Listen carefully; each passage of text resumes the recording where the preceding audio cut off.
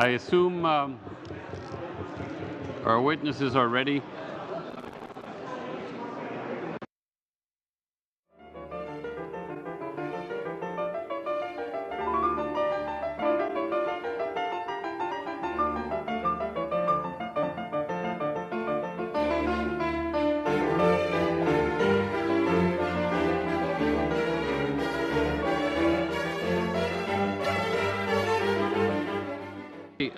Good morning, colleagues. Good morning to the witnesses. Today we have three witnesses. We have Professor Eric Maskin, Professor Peter John Loewen, and Jean-Sébastien Dufresne. Si vous me permettez, je vais prendre quelques secondes. I will take a few moments to read you their biographies, starting with Mr. Dufresne. Jean-Sébastien Dufresne is the president of Mouvement Démocratie Nouvelle, a nonpartisan organization that promotes the adoption of proportional representation in the province of Quebec through public education initiatives. Mr. Dufresne has an MBA in Community Economic Development and was recently named one of the Journal de Montréal's top 30 under 30 to impact the business world. Welcome, Mr. Dufresne. Eric Maskin is an economist and a professor at Harvard University. In 2007, Dr. Maskin received the 2007 Nobel Memorial Prize in Economics for laying the foundations of a mechanism design theory.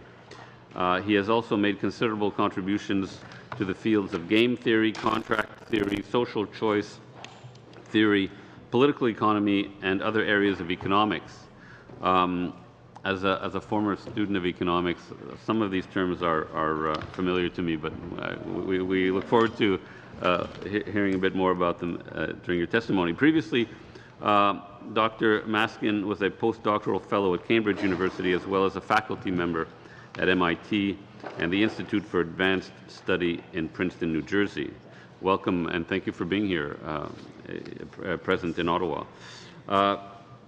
Peter John Loewen is an associate professor of political science at the University of Toronto. Dr. Loewen wrote his dissertation on political behavior at the Université de Montréal and recently co-authored a book entitled The Behavioral Foundations of Partisanship, Participation, and Political Preferences in the Anglo-American Democracies. He is a frequent recipient of Social Sciences and Humanities Research Council grants and awards focusing on political behavior. Some of his professional affiliations include being an associate member at McGill University's Center for the Study of Democratic Citizenship, associate member at Simon Fraser University's Center for Public Opinion and Political Representation, assistant editor of the Canadian Journal of Political Science, and a member of Experiments in Governments and Politics, otherwise known as EGAP. So just to provide a bit of an outline for how we proceed, each witness presents for 10 minutes, and then we have 2 rounds of questions. And in each round, each member gets to engage with the witnesses for 5 minutes. And so that means that the 5 minutes cover questions and answers. Now, if for some reason, and this happens quite frequently, there's a question asked at the 4-minute 30-second mark and there's no opportunity to answer, it doesn't mean you can't answer at a later time when you have the floor. So we're very flexible about that. If you want to finish your thought as you're answering a question at another time, please go ahead. Alors, on va commencer. Let's start with Mr. Dufresne. 10 minutes, please. Thank you very much. I'd like to start by thanking the committee for having given me the opportunity to speak to you today. I'd like to specify that we will give you a brief before the 7th of October, so I will make a number of references to that brief, and there will be further information in the brief. I have 4 main points today. Firstly, I'll speak to you about the Mouvement Démocratie Nouvelle, then talk about the level of awareness in civil society in Quebec. Just one moment, Mr. Dufresne. Could I ask you to speak a little more slowly? For the benefit of the interpreters. And we really respect them because they're doing important work. So to continue, my 4 points. Firstly, I'm going to discuss Mouvement Démocratie Nouvelle, then speak to you about levels of awareness in civil society in Quebec. I'm going to tell you what we've drawn from the various public hearings that were held in Quebec, and finally, tell you about our vision for the process that could allow us to lead to federal electoral reform. So, Mouvement Démocratie Nouvelle, or MDN, is a non-partisan citizen organization. It brings together Canadians from different political horizons in Quebec, and from all sorts of backgrounds. Union organization, entrepreneurship, volunteers in the area of electoral reform. I am one of those volunteers. In my everyday life, I represent an international publishing company. I'm a businessman, so I'm not an expert on methods of electoral reform. I'm not a professor or researcher. Yes, I'll endeavor to speak even more slowly. So I'm not a specialist, but I am a citizen who cares about electoral reform, just like all of my colleagues. In 1999, our organization was created because in 1998, the Liberal Party came first when it came to the number of votes it received, but the PQ ended up forming government. Thus, the popular will was violated. We brought together various members of civil society, participated in various public consultations in Quebec, particularly in 2003. What was notable was that there was a series of assemblies on public participation, and various stakeholders from all the regions of Quebec participated. In 2006, there was a parliamentary commission from the National Assembly on the mixed member proportional system. 86% of stakeholders wished for electoral reform. In 2007, there was a report from Quebec's chief electoral officer on the mixed member proportional system. About 20,000 people also signed a petition tabled in the National Assembly. And our organization participated in each of these steps in order to bring together members of civil society. We act as a catalyst for members of civil society, union organizations, youth organizations, women's and students' organizations, all the major actors in civil society. Our organization represents close to 2 million Quebecers. That's 1/3 of Quebec voters. And we have a deliberative process. Each of these organizations have used their institutions to make decisions through a process of dialogue with members. This has occurred over decades in Quebec. This is nothing new. What we can take away from all of these consultations and everything we've done is that we must change the system. There is a consensus about that. There's a unanimous preference for a proportional system. Preferential voting, alternative voting rather, any kind of a system, perhaps with 2 rounds of voting. That's what the conclusion we've come to. We want to find an appropriate solution in a context where our political parties always end up receiving only a minority of popular support in our society. We need to, in our opinion, we need to transition to a proportional system. In spring of this year, we called upon various players in civil society, including provincial political parties, including the Liberal Party of Quebec. After calling upon all these stakeholders, we came to certain conclusions. We believe that as much as possible, any reform should respect the popular vote that's to say proportional. We should find a way to establish bonds between the voters and elected officials, ensure that the various regions are represented fairly, and not allow any regions to be ignored, promote government stability. Right now, in certain jurisdictions, there are measures used to control non-confidence votes to ensure that one can't overturn a government that has just been elected, to ensure that this is a fair and equitable system. And finally, we need to ensure that there's more inclusion of women, youth, and minorities. Our organization has also participated on the federal level in an alliance for the participation of each and every voter. It's a federal organization with similar principles to those that I've just mentioned.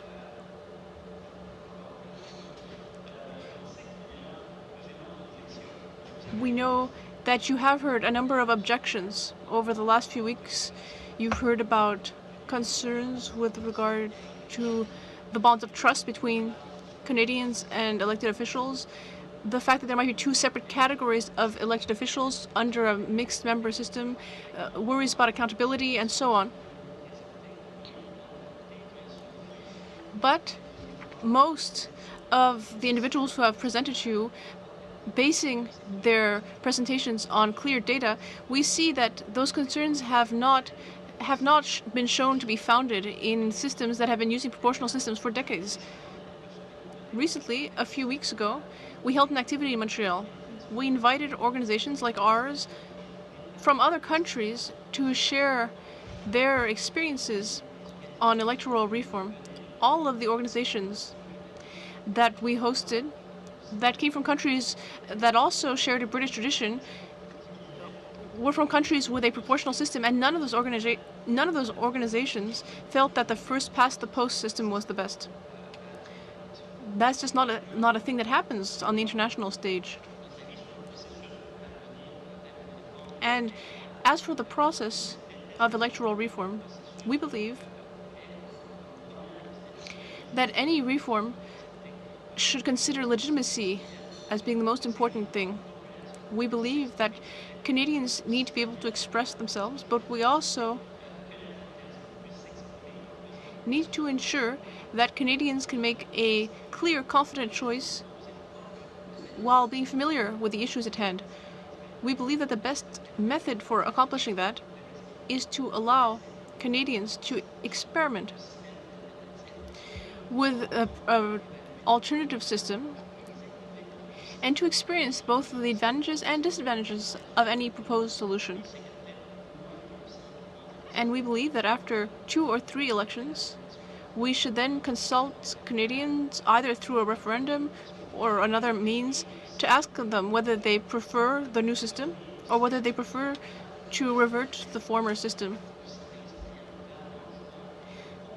That will allow Canadians to make a clear, confident choice, having experienced both options.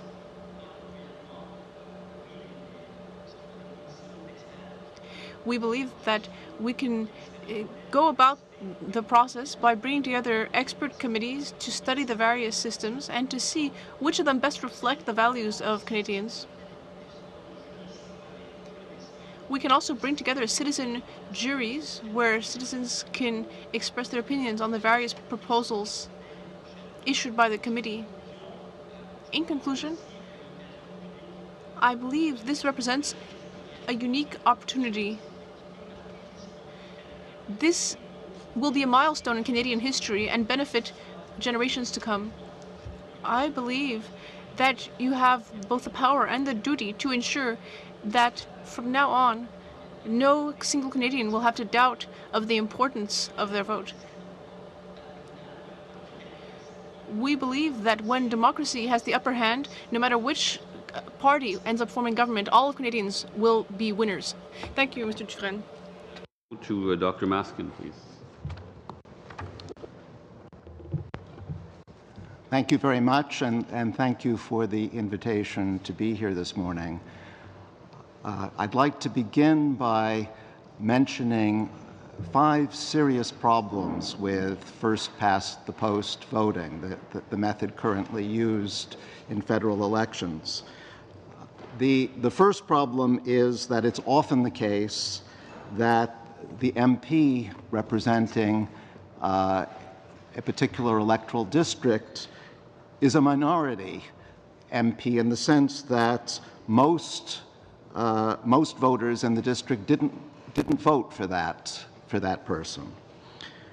Second, first past the post often leads to a serious discrepancy in Parliament, by which I mean that the majority party often receives much less than a majority of the vote.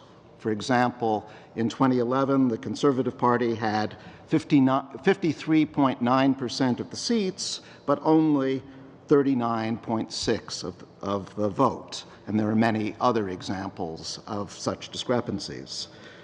Third, the candidate elected in a district can often be wrong, and I will say exactly what I mean by that in just a minute.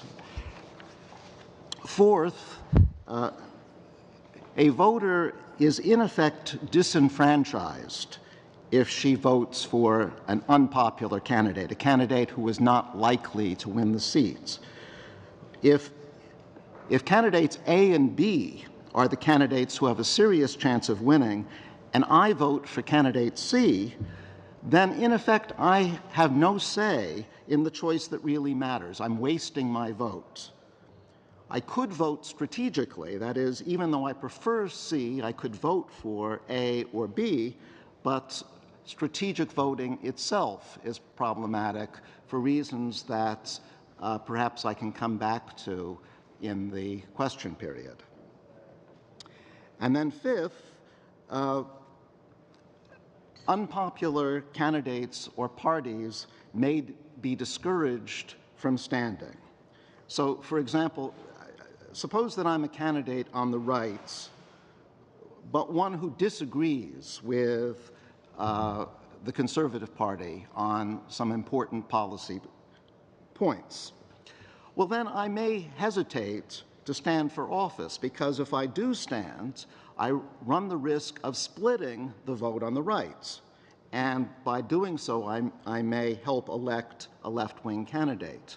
So I may deliberately not stand. And through that decision, I'm not only depriving myself of a political candidacy, but I'm also depriving the electorate of another political voice. So those I think, are five serious problems with first-past-the-post voting, and it turns out that there is a simple voting method that solves all five problems. In fact, there's only one voting method that solves all five problems, and that is majority rule. Under majority rule, voters now have the opportunity to do more than just vote for a single candidate. They're allowed to rank candidates. Candidate A is best, candidate B is second best, and so on. And then the winner is the candidate who, according to the rankings, is preferred by a majority to each opponent. So the candidate is the true majority winner. The candidate would beat each opponent in a head-to-head contest. And to illustrate this, I have a slide up on the screen. Let's imagine that the electorate divides into three different groups. 40% of the electorate likes candidate A the best, and then B, and then C. 35% put C at the top, then B, then A, and then the remaining 25% like B best, and then C, and then A. This is just an example. It's not meant to correspond to any real-life situation. Well, what happens under majority rule? Under majority rule, candidate B beats A by a majority because the group in the middle, the 35% group, prefers B to A, and the group on the right The 25% group prefers B to A, and that's a majority. That's 60%. But candidate B also beats C by a majority because the first group, the 40% group, prefer B to C, and the third group, the 25% group, prefer B to C, and that's 65%. So B is the true majority winner. But let's contrast that with what happens under first past the post. Under first past the post, you just vote for a single candidate. Presumably, the people in the first group will vote for A, the people in the second group will vote for C, the people in the third group will vote for B. A is the winner because 40% is the highest vote total. And so we get the wrong candidate elected. A is elected under first past the post, but a majority, 60%, prefer B. And for that matter, in this example, a majority also prefers C to A. So A is really quite a terrible choice from the standpoint of what of majority will. Majority rule solves all 5 problems that I described because the winner represents a majority of voters.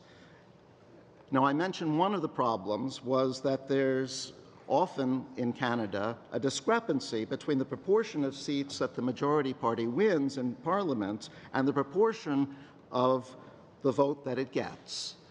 That discrepancy is very likely to fall under majority rule because now the majority party will have a majority in every district it wins.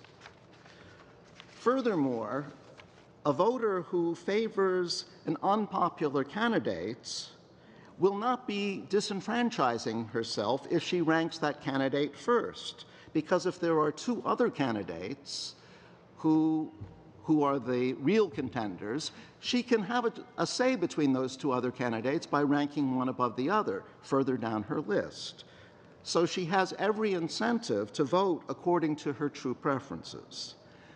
And then finally, a right-wing candidate who somewhat disagrees with the Conservative Party or a left-wing candidate who somewhat disagrees with the NDP doesn't have to worry about splitting the vote on the right or the left by standing because, to take the Conservative example, voters on the right are likely to put both this candidate and the Conservative candidate above any left-wing candidate, and so there's no vote splitting. For all these 5 reasons, I would suggest that majority rule is a good deal superior to first past the post as a voting method. I don't propose to go into proportional rule.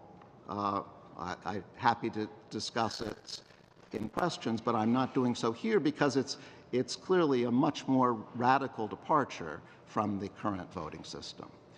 Thank you very much. Thank you, Dr. Maskin. That was very interesting. I will go now to Dr. Loewen, please. Thank you very much. Should we change the way we vote in Canada? This is the principal question that's occupying this committee, and it appears to me that the committee has decided that reform is inevitable. This is apparent in the unwillingness of the most parties to consider a referendum on any proposed systems, as such referendums are hard to win. It's perhaps apparent, too, in the testimony before the committee. For while there's been refreshingly broad, evidence-based, and informative testimony, there's been little in defense of the status quo. So today I hope to make 4 observations, and my overall objective in making these observations is to induce some pause among members of this committee and among your colleagues. I hope that you would reflect on and give equal weight to the known benefits and drawbacks of our current system as you do the known and unknown benefits and drawbacks of other systems. So my 4 observations are the following. 1, there is a potential upside to electoral reform, but it seems rather limited. 2, the downsides to electoral reform are unknown and potentially substantial. 3, Canadian democracy already functions well, perhaps. 4th, for most of the problems ailing our democracy, there are potential fixes at hand which do not require fundamental institutional change. Taken together, these observations suggest that the committee should not engage in wholesale reform of our electoral system. Instead, I argue it should consider and recommend smaller, targeted reforms which might address the problems which currently beset our political system. My first observation is that there is a potential upside to electoral reform, but it is limited. The best evidence we have for this are the many well-constructed cross-national studies that seek to isolate and identify the empirical effects of electoral systems on various outcomes of interest. The basic conclusion, following testimony already given by André Blais, is that in PR systems, turnout is higher, though by not much more than 3 percentage points on average. Citizens also feel elections have been more fairly conducted in PR systems. Those are the benefits. On the other hand, PR systems do not eliminate the need or the rate of strategic voting. They merely induce a different kind. They ask voters to make other compromises, in other words. Most importantly, while PR systems may broaden representation, they do not improve the match of policy outcomes and citizens' preferences. What Blais did not note, Leslie Seidel and others have in their presentations, electoral reform would likely increase gender balance in our Parliament, and in my estimation, this is an unalloyed, unqualified good. My own reading of the literature is that claims about greater economic performance, better fiscal management, and better policy are probably attributable to other factors than the electoral system. Of course, advocates of PR systems might argue that such studies somehow underestimate the benefits or the good effects of PR. I think it's a reasonable objection that cross-national econometric estimates don't tell the whole story. So a reasonable alternative approach would be to look to a country which is most similar to our own, which has experienced a change in electoral systems, and observe the pre-reform and the post-reform averages on several outcomes of interest. And by doing so, we can perhaps say something about how electoral reform might change the politics of our country. New Zealand, of course, provides such a case for obvious reasons. It shares a colonial heritage with Canada. It has a long history of uninterrupted democratic rule, with power alternating between a small number of single parties who regularly commanded majority governments. In 1996, after a series of referendums, New Zealand moved to a mixed-member proportional system, and they've held 7 elections under this system since then. I'll point interested readers to my written submission where I go through the data in more detail, but the top-line results are the following. Electoral reform increased the effective number of parties in New Zealand, both the effective number of parties contesting elections and winning seats. That's an unquestioned result. It also marginally increased the average number of parties in government, though it now seems that single-party governments are the norm. It certainly didn't induce large, broad coalitions after elections. It did not increase voter turnout or even arrest the decline in voter turnout in New Zealand. And it did not increase citizens' expressions of democratic satisfaction. Rather, these appear to have declined under the new system. The number of women elected in the last election is just 5 percentage points greater than in the last election in Canada. For the things that matter, there's more difference between countries that share an electoral system than there is in the average across electoral systems. In short, PR systems make some things better, but they're hardly a cure-all. My second observation is that there is some downside to reform, or at a minimum, there are some likely effects which could be normatively undesirable, and it's for the committee to decide whether these things are normatively undesirable. But here are the likely effects. First, reform will create a potentially permanent role for small regional parties. I'm happy to expand on that. Second, small parties will potentially have outsized influence in government. If it is objectionable that a single party can hold 100% of government power with 40% of the vote, why is it okay that a party with 10% of the vote might hold 20% of the government power? It's a normative question, but it's one that should be answered. Third, there will be increased incentives for political entrepreneurs to exploit social divisions. Some comparative data are helpful on this matter.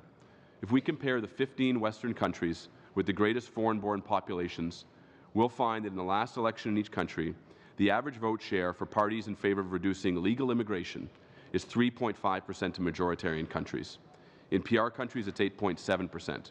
The average seat share of such parties which want to reduce legal immigration is 0.1% in majoritarian countries. It is 10% in PR countries. Finally, a proportional system will invite greater government instability, in which governments survive for shorter periods of time and in which governments are more regularly introduced without an election. Whether this is normatively desirable is an open question. The empirical regularity is not. My third observation is that Canadian democracy functions well. My own reading of testimony to and questioning by the Special Committee has suggested to me that the functioning of Canadian democracy has not been sufficiently appreciated. Certainly there's much with which we can take some issue. Our country has experienced one-party dominance, rivaled only by Sweden and Japan.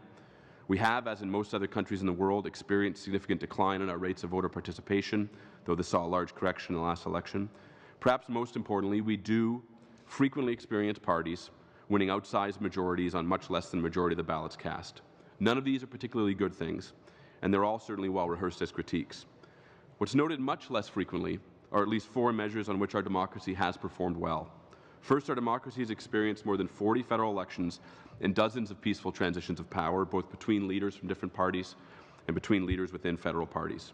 This is a basic standard of democracy, and it's one that sets Canada apart from most other democracies. Indeed, Canada's run of uninterrupted democratic rule is among the longest in the world, surpassed by less than a handful of other countries. Second, by the standards of their times, our elections have been freely and fairly conducted, and our franchise has been liberally composed.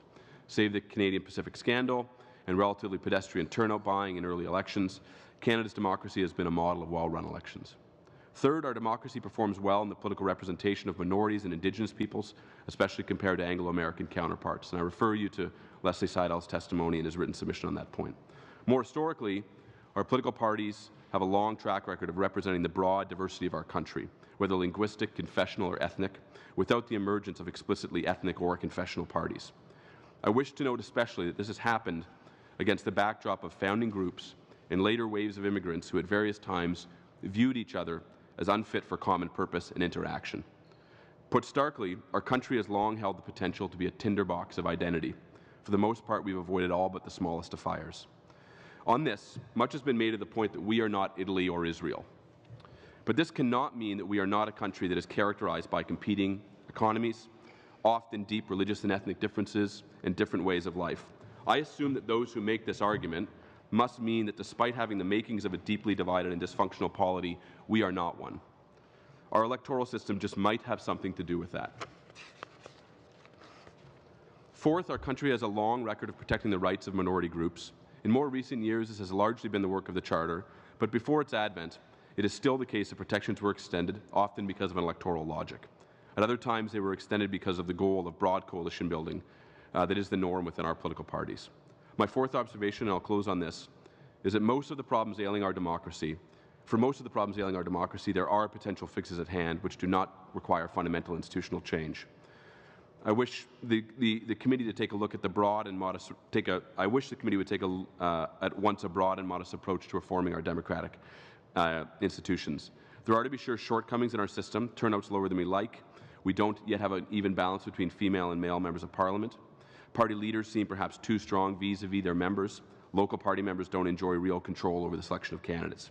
Parliamentary committees are sometimes weak and sometimes have neither the time nor the capacity to properly study and deliberate over policy.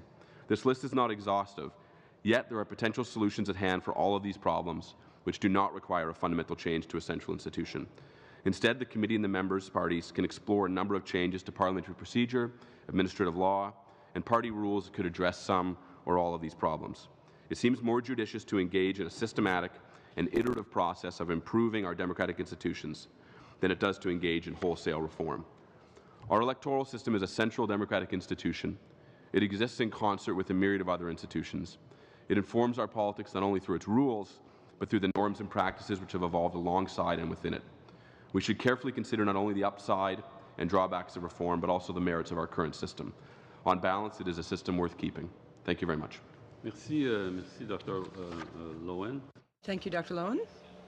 I'd like to thank all the witnesses for their very interesting testimony. You've provided the committee members with a great deal of food for thought. And I'm certain that it will now lead to an interesting and stimulating discussion. So let's begin the first round with Ms. Saouda. Here today is very interesting presentations. I have questions for all of you. I don't think I'll have enough time, so hopefully in my 2 rounds I'll be able to get them all in. First, I would like to start with you, Dr. Maskin. You've given us something to think about that we haven't really talked much about. There has been a lot of criticism about majoritarian rule or alternative vote. I was wondering if you could address some of that criticism. Some of it is that you would be favoring one candidate over another, and it would carry on that way for a long time to come, or one party would be favored by this system over another. You've recently talked a little bit about the primaries in the United States and how this voting system could have potentially changed the outcome in that primary. Can you shed some light on whether that would be the case, whether we would always have a predictive outcome under that system? Well, on the question of does majority rule favor one party over another, I think it's a pretty even-handed method. That is, it insists that the candidate who wins in an electoral district truly be favored by a majority. In the very strong sense that that candidate could beat every other candidate. As to your question, does it change the outcome relative to the current method? It certainly could, because under the current method, first past the post, as I illustrated on the screen, you can very well elect the wrong candidate. You can elect a candidate who has a plurality of the vote, 40%, but in fact there could well be another candidate who is the true majority winner and would beat the first past the post winner by a majority. There have been many examples of American elections where if only majority rule had been used, history would have been changed. And in looking over recent Canadian elections, I can see many seats which probably would have had different outcomes had majority rule been used rather than first past the post. And the outcome would have been fairer in the sense that a majority winner would have been chosen rather than just a plurality winner. I'm not sure if that answers your questions. I guess I should also state, just to make a little comment, for all of the systems we've been talking, we've had a lot of experts come in and say, well, it's very hard to predict what the outcome would be because parties would behave and act differently within a different system. Yes. If this system was to be adopted, or if MMP is to be adopted, or any other system is to be adopted, we would see probably everyone change their strategies as how they campaign, how they work together, whether they cooperate more, or whether we have more partisan, divisive politics, let's say. So the style of politics would change.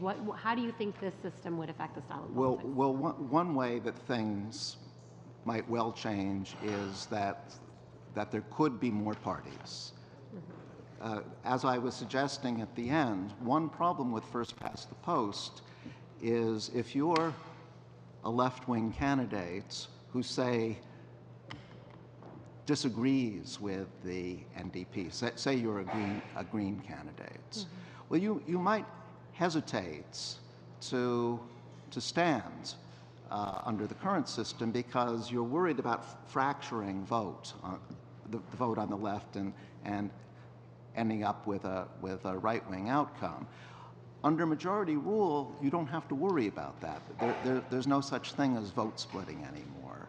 And so that will embolden more political voices to come forward and be heard. They're not going to endanger the more popular parties. And so I would expect a broader range of Could it political possibly voices. solve the problem of strategic voting? Because that's been raised as a problem. Absolutely.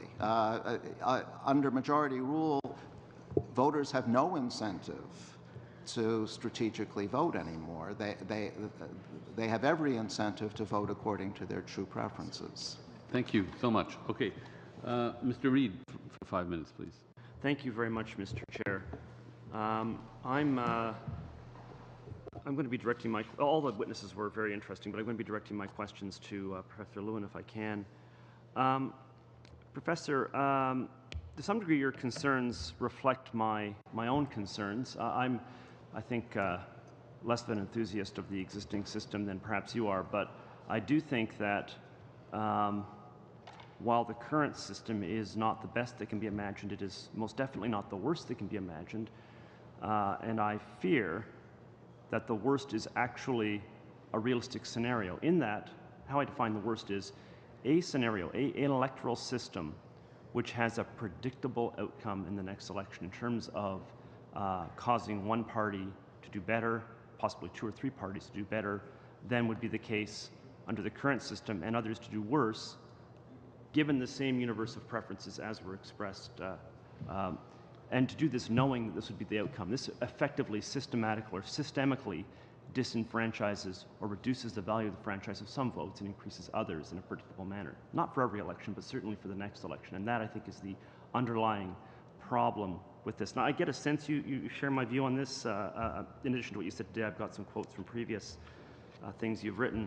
But there's an alternative scenario that was presented by one of our witnesses yesterday, Ed Broadbent, who argued that the fact that there were several parties, three specifically, the Greens, the NDP, and the Liberals, who in the last election advocated some form of electoral reform, not the same form necessarily, but advocated some form of electoral reform, is sufficient that if the approval of those parties was achieved in the House of Commons, there would be a kind of supermajority, and there would be no need for some other approval mechanism to legitimate whatever new system comes forward, regardless of its implications.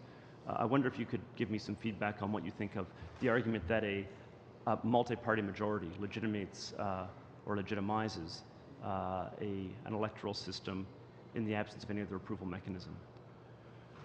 I think it's a troubled argument. I think it's a troubled argument for a couple of reasons. On the facts of the case, I don't think we had an election that was fought over electoral reform. I think it was a long way down the list of issues on which votes turned and on which discussion occurred. So the particular facts of the election suggest to me that it wasn't one in which there was a lot of discussion. And for the most part, we don't have elections which are typically fought over particular issues. That's the exception, and I think that's a normally defensible way of having elections. We choose leaders and parties, and then we evaluate their performance. On the facts of the election, I'm unconvinced by that argument.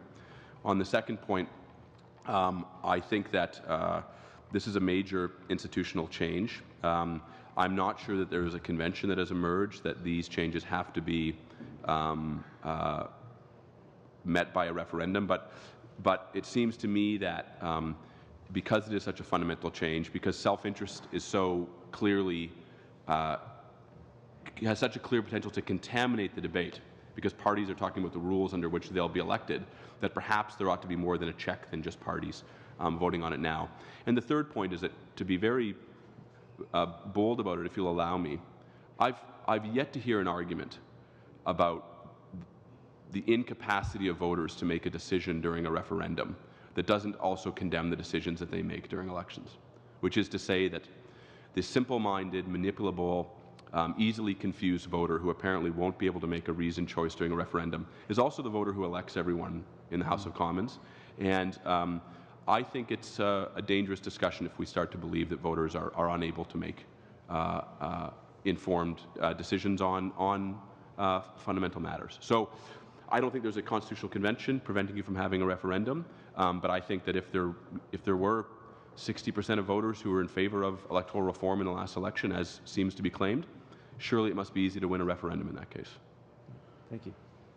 I assume I'm out of time. 40 seconds. Okay, well, I just want to be clear then. You said, I don't think there's a constitutional convention that there shouldn't be a referendum. Did you mean did you get your words backwards? Do you think it's a constitutional referendum? It's not clear to me there's a convention that there needs to be a referendum. Okay, that's what you're saying. Okay. But I'm not an expert on the Constitution. Right. Thank you. Thank you. Mr. Reid. Monsieur Boulris. Mr. Boulris. Thank you, Mr. Chairman. I'd like to thank our witnesses for being here today for this important study. I see that you've got different positions, but they're equally interesting. My first question is for Mr. Dufresne.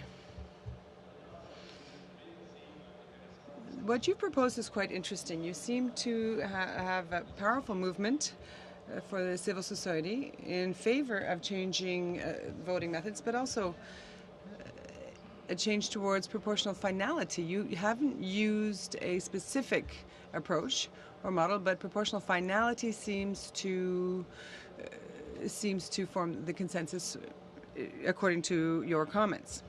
In your opinion, because there are several manners, there are several ways of going about this proportional representation. You can have a list system, as you see in Germany, or we could adopt a system in which there are bigger ridings where there can be 3, 4, 5 MPs representing the same area.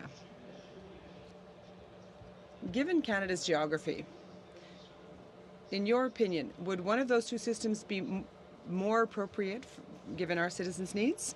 Well, thank you for the question. In fact, to answer it, I'm not going to share my opinion nor my impression, but rather the fruit of the deliberations of civil society organizations that represent over 2 million Quebecers. There does seem to be consensus within Quebec civil society as to mixed member proportional representation, which seems to have garnered the most support within Quebec civil society, and that's been the most closely studied in Quebec. For example, the Quebec Chief Electoral Officer evaluated that and assessed that approach for Quebec.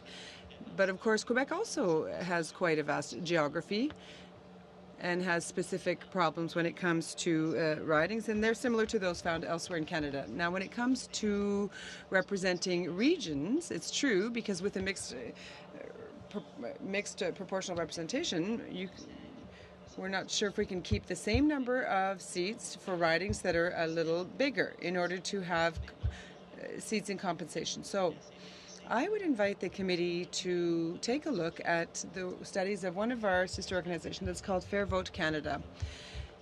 And in their brief, submitted to the committee, also present an alternative system allowing to maintain as much as possible regional riding sizes so that the regions aren't at a disadvantage. So it's achieved. There could be a 10 to 15% increase, in fact, of regional ridings, and so there would be a kind of a combined approach for voting in rural regions. So that is an interesting possibility to study. But another important thing is that when it comes to regions, each region has to maintain its weight, its electoral weighting. In the end, regions under such a system would keep the same number of MPs and have the same electoral weight. You addressed the electoral weight of regions. This is often a fear that people have when we're talking about reforming the electoral system. Another concern often expressed, rightly or wrongly, is the loss of a direct link between the voter and his or her local representative. People want to know who to complain to. So under the mixed proportional representation, do you think that that nearly physical link between the elected official and his or her electors, assured? Well, nothing demonstrates the loss of such a link in countries that are already using such a system. There doesn't seem to be any impression of such a loss. But we actually think it may give citizens more power, allowing them, for example, in a region where we have compensatory seats for different parties, a citizen may have several ways to access power and speak to power. So we're really talking about changing the political culture. We are changing the relationship between the citizens and the elected officials, but it's actually in the citizens' interest in this case. It gives them more power, more access to elected representatives, and which is ultimately in the interest of society. Thank you. Mr. Thériault now has the floor. Thank you, Mr. Chairman. Thank you. I'd like to thank all the witnesses for your contribution to this very useful study. It's always interesting to hear different points of view. I have a question for you, Mr. Thériault. Or Mr. Maskin, rather. You have talked about the importance of an absolute majority. So, in your opinion, if you look at federal elections in Quebec, the only time where without the shadow of a doubt we achieved the right MPs were elected, that was in 1993, when the Bloc Québécois elected 54 MPs, and only 3 of them did not have an absolute majority in their ridings.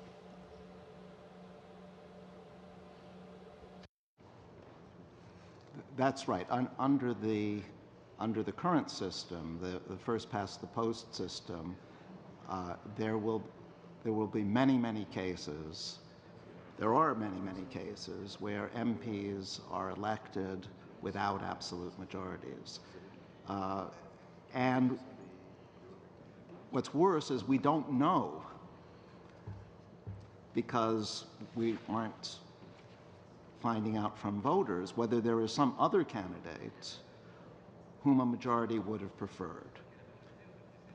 That's why switching to a voting system where voters can express themselves more fully is a way to ensure that the right MPs get elected. Je suis pas certain que vous avez répondu à ma question, mais c'est... I'm not certain you answered my question, but that's all right. I didn't hear any of you say that to change the democratic rules in a society, it must be done correctly. And the Bloc Québécois' position is that we want change, but not any change, just for the sake of change and not done any old way. And so we must take the time, and given that all experts have told us that no system is perfect, that they all have advantages and drawbacks, it is not proper to play with representation. It is such an important issue, and to claim to speak for the people and say what is right in the interest of the people. Therefore, we think that we must absolutely, even though we can't do it during the current mandate, unfortunately for lack of time, that were this debate to take place,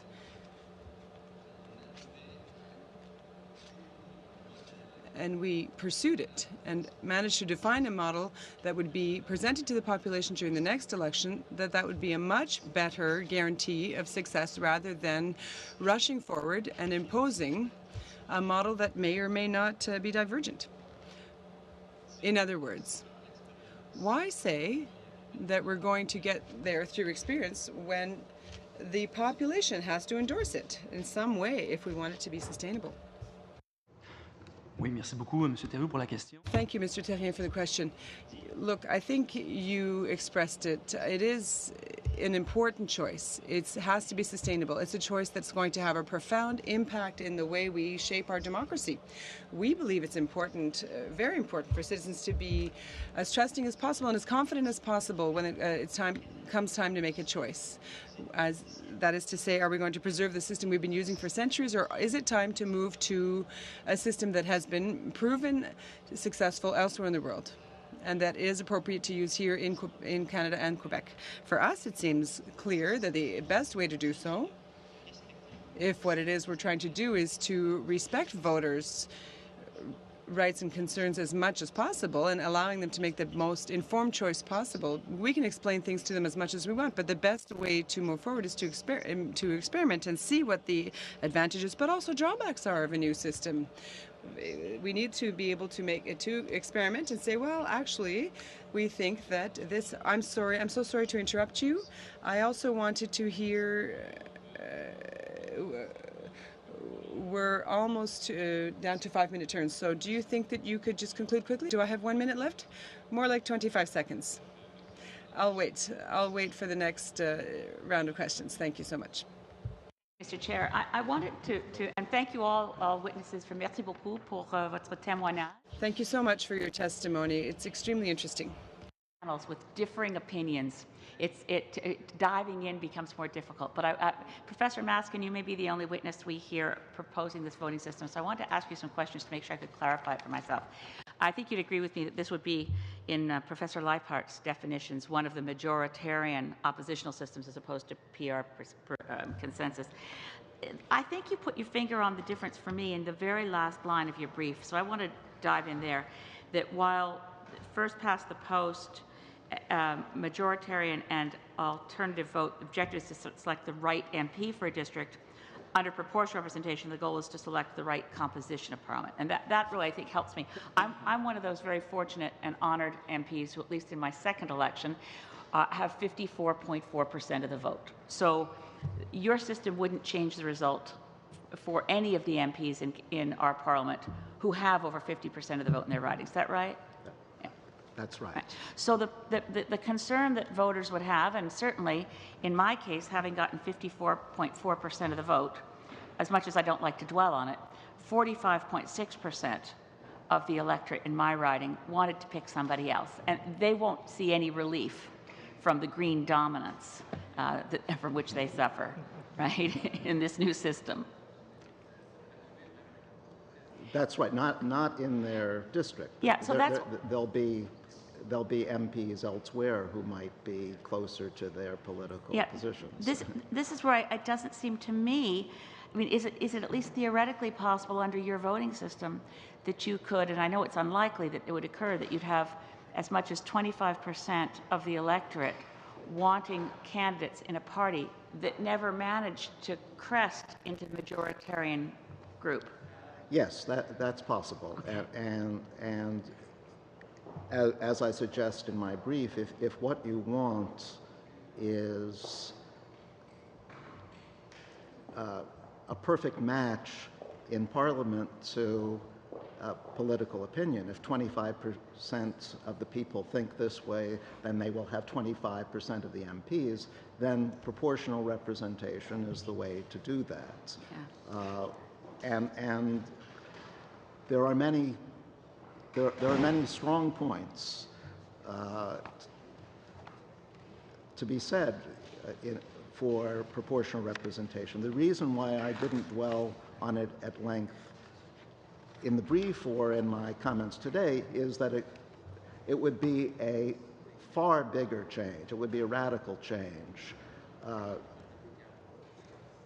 moving away from single-member electoral districts, etc.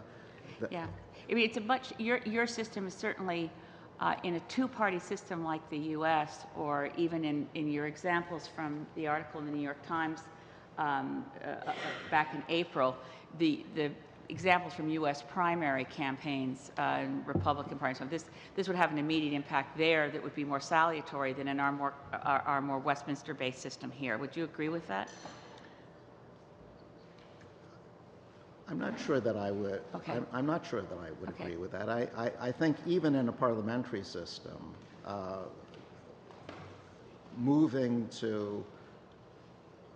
away from first past the post and toward something like majority rule or alternative voting would be salutary in the sense that it would ensure that the single member who's elected in that district is closer to what the majority want. Thank you. I think I have about a minute left, which isn't enough time to get to the questions I have for you, Professor Lowen, but I'd start with a question I got over Twitter. Some of what you've presented to us today seems to go opposing some of the more detailed empirical studies around patterns of democracy, for instance, Professor Leiphardt's work. Do you have any additional data, particularly the tweet came in from Fair Vote Canada saying that the information they had was to the contrary around anti-immigration parties and representation in PR countries versus majoritarian countries. Do you have any data you could give to the committee later to support that? Well, the written submission has all the data that backs up that claim that I've just made. It lists. My written submission has all of those data. If you want to. No, I have your written submission. There's a 10-page written submission as well, in addition to the comments that I've made, which I'm happy to forward to you. Okay. But we can discuss it after that. But let me just say more generally that I think I'll tell you my view of this as a political scientist that does a lot of cross-national studies.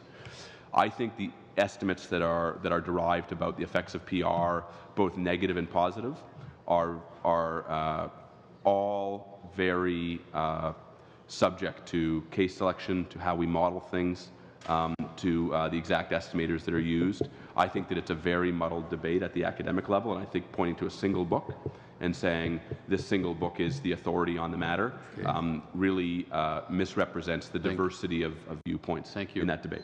I believe, Ms. May, I'm told by the clerk that this 10-page additional document was distributed this morning.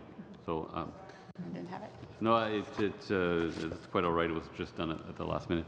Mr. Aldag, for 5 minutes, please.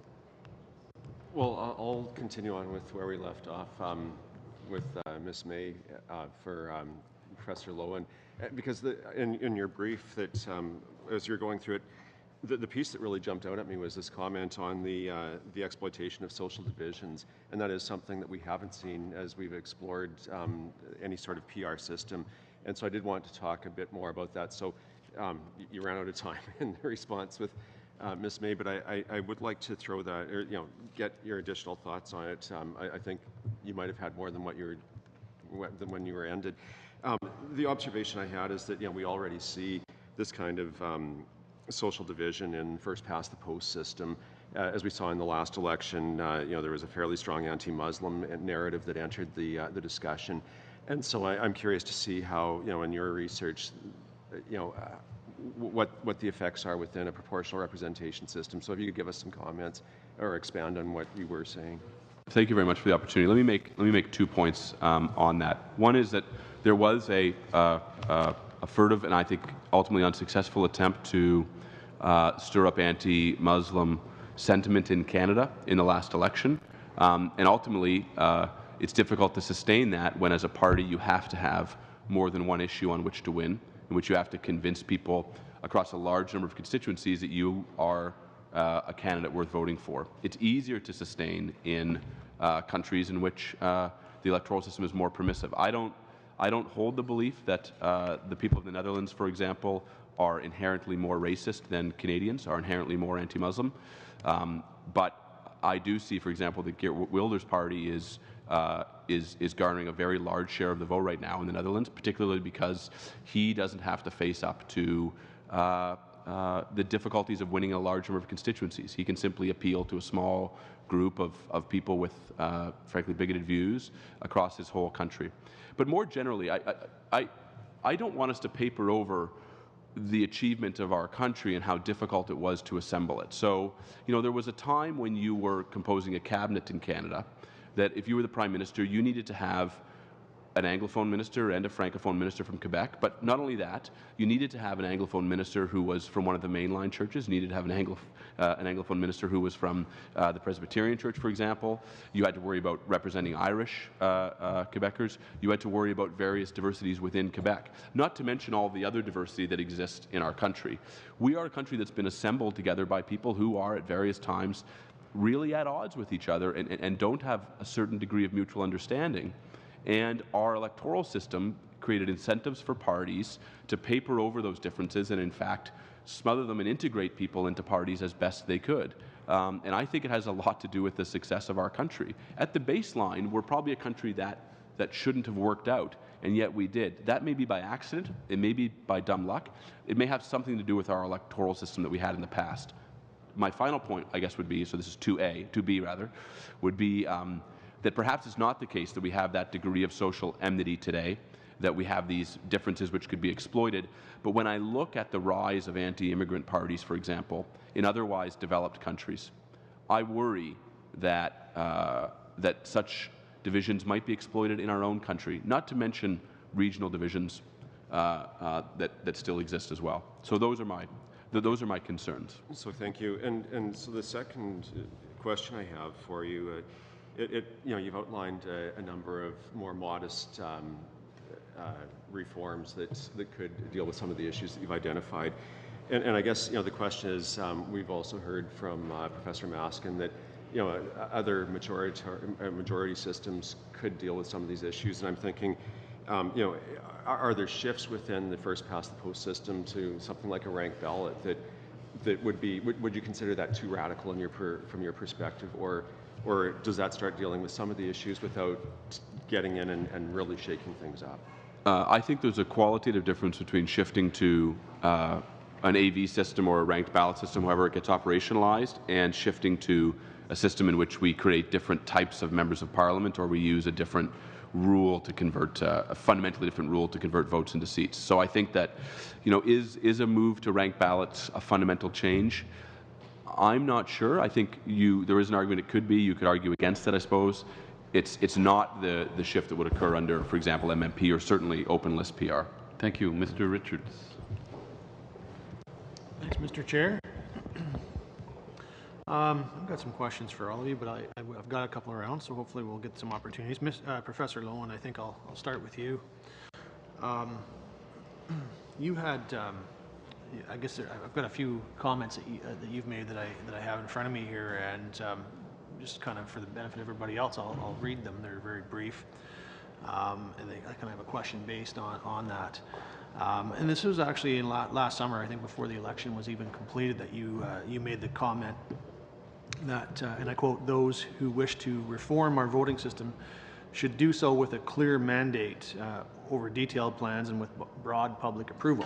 And then another comment that you made is, I quote, "Whatever one thinks of the merits of the different electoral systems, and there is much to recommend a variety of different systems, it seems remarkable that this decision would be left to parliamentary committees and then a simple vote of the House." And I sense that your use of the term remarkable wasn't meant to be a positive connotation.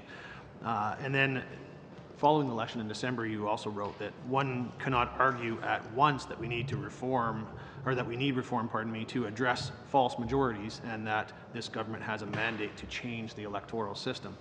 I would certainly agree with your comments, and I mean there's good reasons for that, for those comments. But I wondered if you could maybe just explain a bit further for the committee and for the record, what your reasoning is for why the current plan of committee study and then just a vote in the House is, as you said, remarkable, and I presume again in not such a positive way. I think the thing that's special about the decision that the committee's making, the decisions that the committee are making, is that they have a direct impact on how you are elected, which is to say they have a direct impact on whether you'll remain in your roles and whether you will have better or worse chances after the next election of being returned, which is another way of saying that you're not disinterested parties in making this decision. I presume, and I think there are any number of decisions you would make where if you were an interested party, you would remove yourself from the decision, for example, and that's a principle that, for example, governs how cabinet ministers can make decisions over financial matters, for example. So it seems to me that it's a very important decision, and it seems to me that it's one that, because you all have such a self-interest in it, you ought to get the approval of the voters. Now, I guess the secondary consequence of it is this. There are two scenarios I can imagine. One is that you choose a new electoral system, and for whatever reasons, whatever set of electoral dynamics, it locks itself in. You never get a group of parties that want to change it again, but Canadians don't like the system. That seems to me to be relatively undesirable, right, as an outcome. The other outcome, I suppose, would be that you might come back to me and say, oh, don't worry, we can just change it again.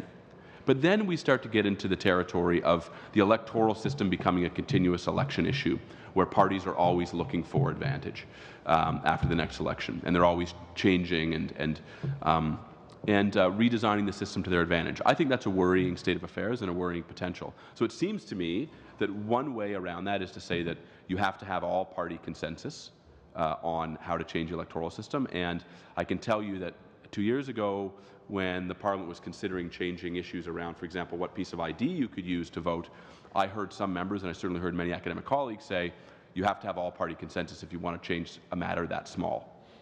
Okay. Now, I can't imagine that we can then change the electoral system without all-party consensus. If you believe the first thing, you ought to believe the second. The other point is that why not just ask voters? Sure. So can I stop you right there? And because I have a follow-up question, and we've got less than a minute. And it's on that very point,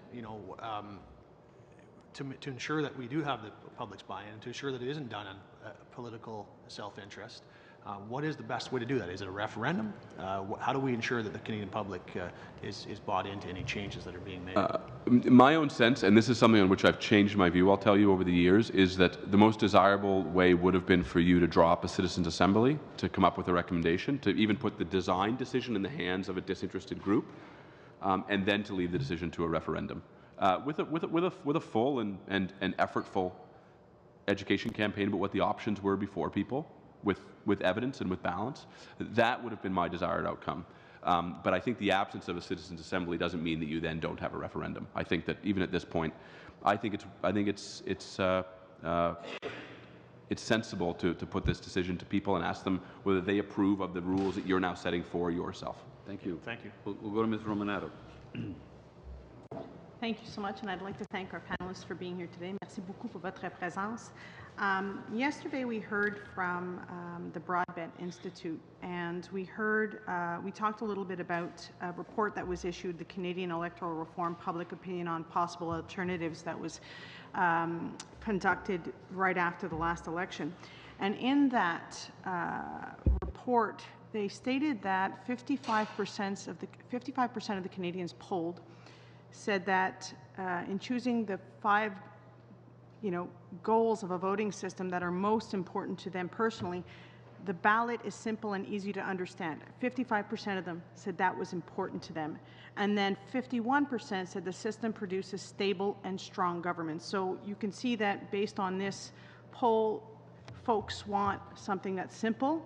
Folks want something that is going to provide some stability. Well, as soon as you hear minority government or coalition government, people start thinking, oh my God, perpetual elections.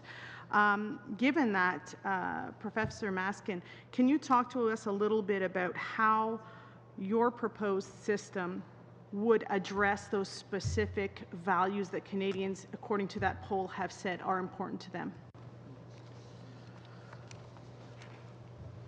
Yes.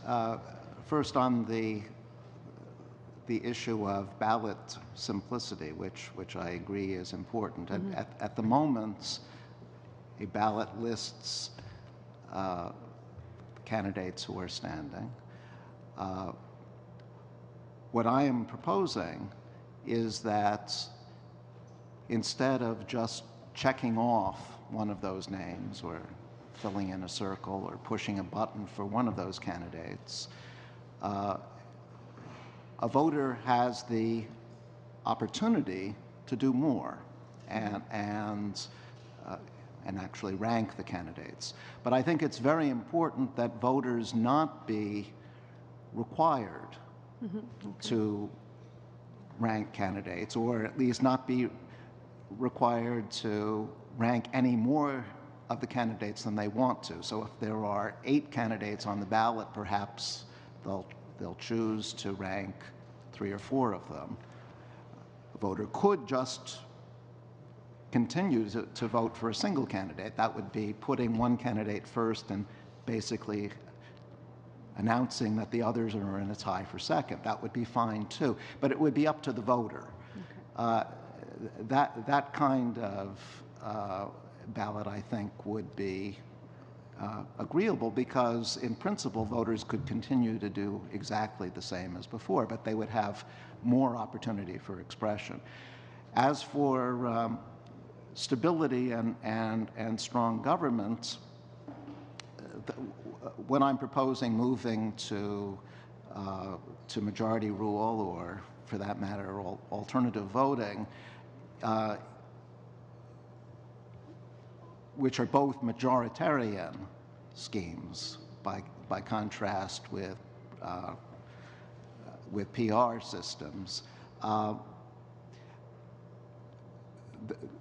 The majoritarian systems tend to produce majority governments. That's not a guarantee, but they are more likely to do so than proportional rule. And so if voters want stability, they're more likely to get it under one of these majoritarian systems. Okay, thank you. Do I have some time?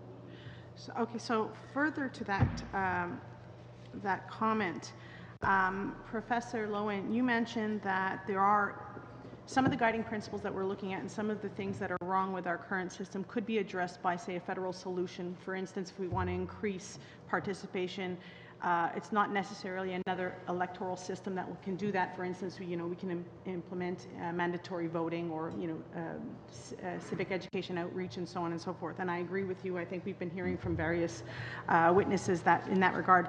But in terms of the feasibility, the cost, and the less radical solution to address some of the issues that we have facing us and some of the problems we're facing, what would you say to Professor Maskin's recommendation of moving into an AB system or something similar like that in terms of addressing some of those issues, but not such a radical change? Briefly, please. Well, I think it's a less radical change than PR, and I should say that on the issue of implementation, I think you should take the testimony of chief electoral officers at their word about the difficulty of implementing new electoral systems in short order. Thank you very much. Mr. Cullen. We have, and happily we have time to consider our options. So to Professor Loewen, I just want to get a definition of a term that you have in your testimony today, that what's an unalloyed good? This is an unalloyed good. Oh, it's unqualified. It's absolutely a good thing. Yeah. The idea of an unallied good being then dismissed later on in terms of having a system that better represents our population, not just by numbers, that if 20% of Canadians want a certain thing, that the Parliament more or less reflects what they want. I think people like choice, and they like to have their choices honored by the electoral system. Is that a fair statement? Is that a good desire to have? Well, to be sure, what I was saying in my testimony was that having a more equal balance between men and women in our Parliament is an unqualified good, and it's one that we should pursue. So if we have strong strong evidence that says there's causality, there's connection between proportional systems and an enhanced representation of women, why wouldn't we consider that? Why wouldn't we, in fact, more than consider it? Why wouldn't we implement it? Well, because you have to make trade-offs. Because you have to design an electoral system which optimizes a number of goods at once, not just one. Look, if your only concern is that we ought to have a balance between men and women in Parliament, here's an easy solution. Pass a law that says that you will only refund election expenses for whatever the number is, 169 men and 169 women. In the next election, you will have an equal number of male and female candidates. So one thing around to be fair, we have such a proposal from Mr. Kennedy, which is a wonderful proposal, yet it's being rejected by the current government, I guess because it's 2016. But the question I put to you about mandate, I think, is important. The mandate of this committee, and I'll read from the House of Commons resolution, is to identify and conduct a study on viable alternative voting systems to replace the first-past-the-post system. We're not engaged in whether or not we should change the system. This is a how question. And as you say, there's trade-offs with every system, as Mr. Dufresne has pointed out, that there are some advantages, as well as Professor Maskin. I guess my question about improving the quality of Canada, it's to defend the status quo and say it's worked to this point. It's not a strong argument in this sense. We wouldn't have made any reforms to the way we vote in Canada if we simply relied on the idea that Canada's pretty good right now. Women wouldn't be voting, Aboriginals wouldn't be voting, because Canada up to that point was working pretty good. And there were those that defended, and I'm not suggesting you align yourself with this, but at that time said First Nations people shouldn't have the vote because Canada's working out fine as it is. And before that, women, and in between that, Japanese Canadians. So I won't hold that argument as a reason to stay with the status quo. I take some of your other positions. Mr. Broadbent was here yesterday and said a weakness of the 1980 Liberal government was that while they got about 23–24% of the vote in Western Canada, they had virtually no representation. And yet we're considering a dramatic change to energy policy, oil and gas policy in particular. Invited Mr. Broadbent and some others from the West and from the NDP to come into cabinet. That didn't happen. And brought in a policy that was incoherent to Western Canadians. Is that a fair assessment of that moment in time? Yes. Yeah. So Mr. Broadbent's point was this, and I would wonder if you would argue against it, that having a mix of representation from different parts of the country, both in government and in opposition, is healthy for both sides of the debate. Is that fair? So let me, because I want to go back to the first point you made, which is that we would never make changes. We can make distinctions between issues of rights versus issues of how we decide to have an election, and I don't think that our court has not said, quite the opposite actually, that that PR, that we have to have it as a matter of rights. So that's quite different than saying, should Aboriginals vote? Yes, it's a matter of rights. Should women vote? Yes, it's a matter of rights. But my point would be that there's a fundamental institution at the core of this, and we can change things around the parameter, like who votes, when we vote, how many days we vote, what kind of encouragement we give people, which can give us better democratic outcomes, more goods, while not changing the central system. Now, to your point, of should there be political representation across the country? Yes, there should be, and I should tell you that my view is that it's failed in our country on several occasions, as you've noted. That said, if we're concerned about the permanent regionalism of our politics, it seems to me that one way of doing that is to introduce electoral incentives which tell a party, you never have to break out of your region. The Reform Party is not in Parliament today because they understood that to win government, they had to broaden across the whole country. Yet First Past the Post gave us the Reform, gave us the Bloc Québécois, the official opposition in Canada. So regionalism is not exclusive to proportional systems. That's fair. We've had many instances. We had the example from Mr. Dufresne where a party with less than the popular vote ended up forming government. So there's distortions that we're trying to correct. And those distortions, I would say, you're living in Toronto? I didn't want to assume. I live in High Park. High Park. Very good. So Toronto, Fortress Toronto is often referred to now as, and before. Okay, we're not what does a Conservative voter or a New Democrat voter or a Green voter in Toronto do at those times when there is absolutely zero representation of their voice in Parliament, along with the 9 million Canadians whose votes are not reflected in our Parliament today? We're going to have to turn that into a rhetorical question. No. And go to Mr. Reyes. Merci aux trois témoins. I'd like to thank all three witnesses. My first question is for Mr. Dufresne. You started your opening remarks with some fairly strong statements. You said that no party is willing to defend the status quo. Well, actually, I think some members of this committee are willing to do so. And you said that unanimously, those you have consulted and those you have met in your various debates believed in a proportional system. But here today, once again, at this committee meeting, there is someone who prefers a different system. So, you have said that in Quebec, there's a broad consensus in agreement that we should move to a proportional system. Now, earlier, my colleague asked you a question you didn't have time to answer. Do you believe that once the work of the committee is over, and once we've made recommendations, do you think there should be a referendum to ensure that it's the right option and that we should change our electoral system?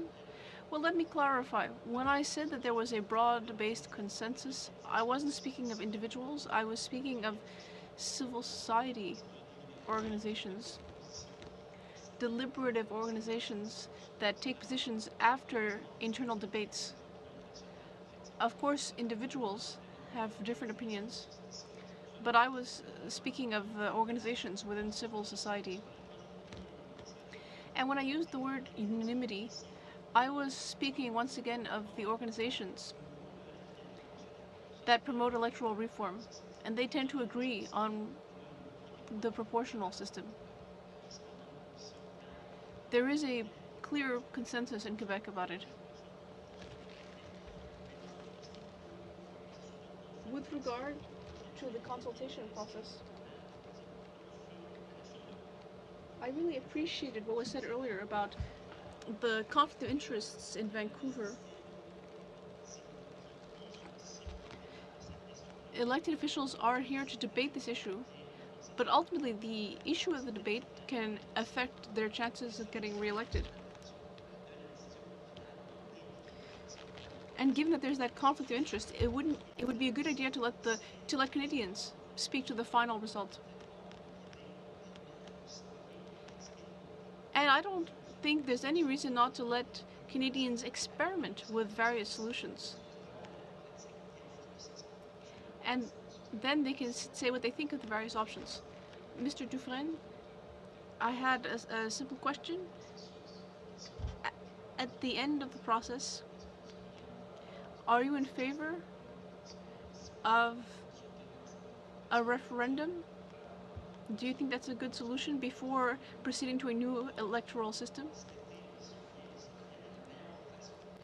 We think we need to respect Canadians, and the best way to do that is to allow them to make a clear, confident choice.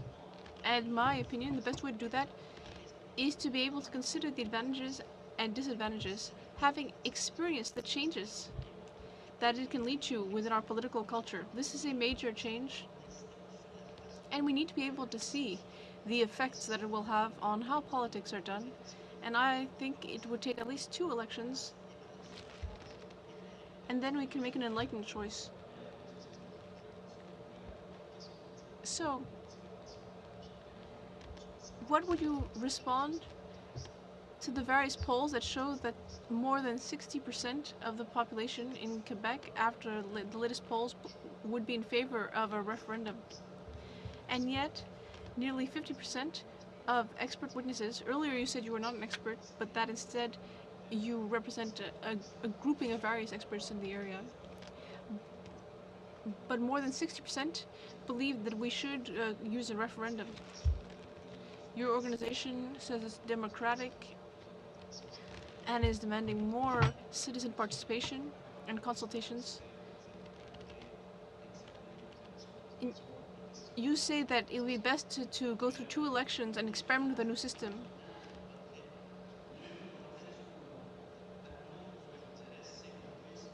A yes or no answer, please. Well, I think we need Canadians to be able to express their opinion after becoming familiar with the issues at hand. Unfortunately, that's the end of your time. Mr. Ducourcy. Thank you.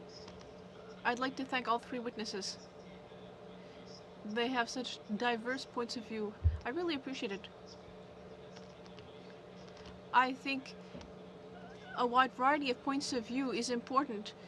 Our committee should give Canadians the chance to see various points of view.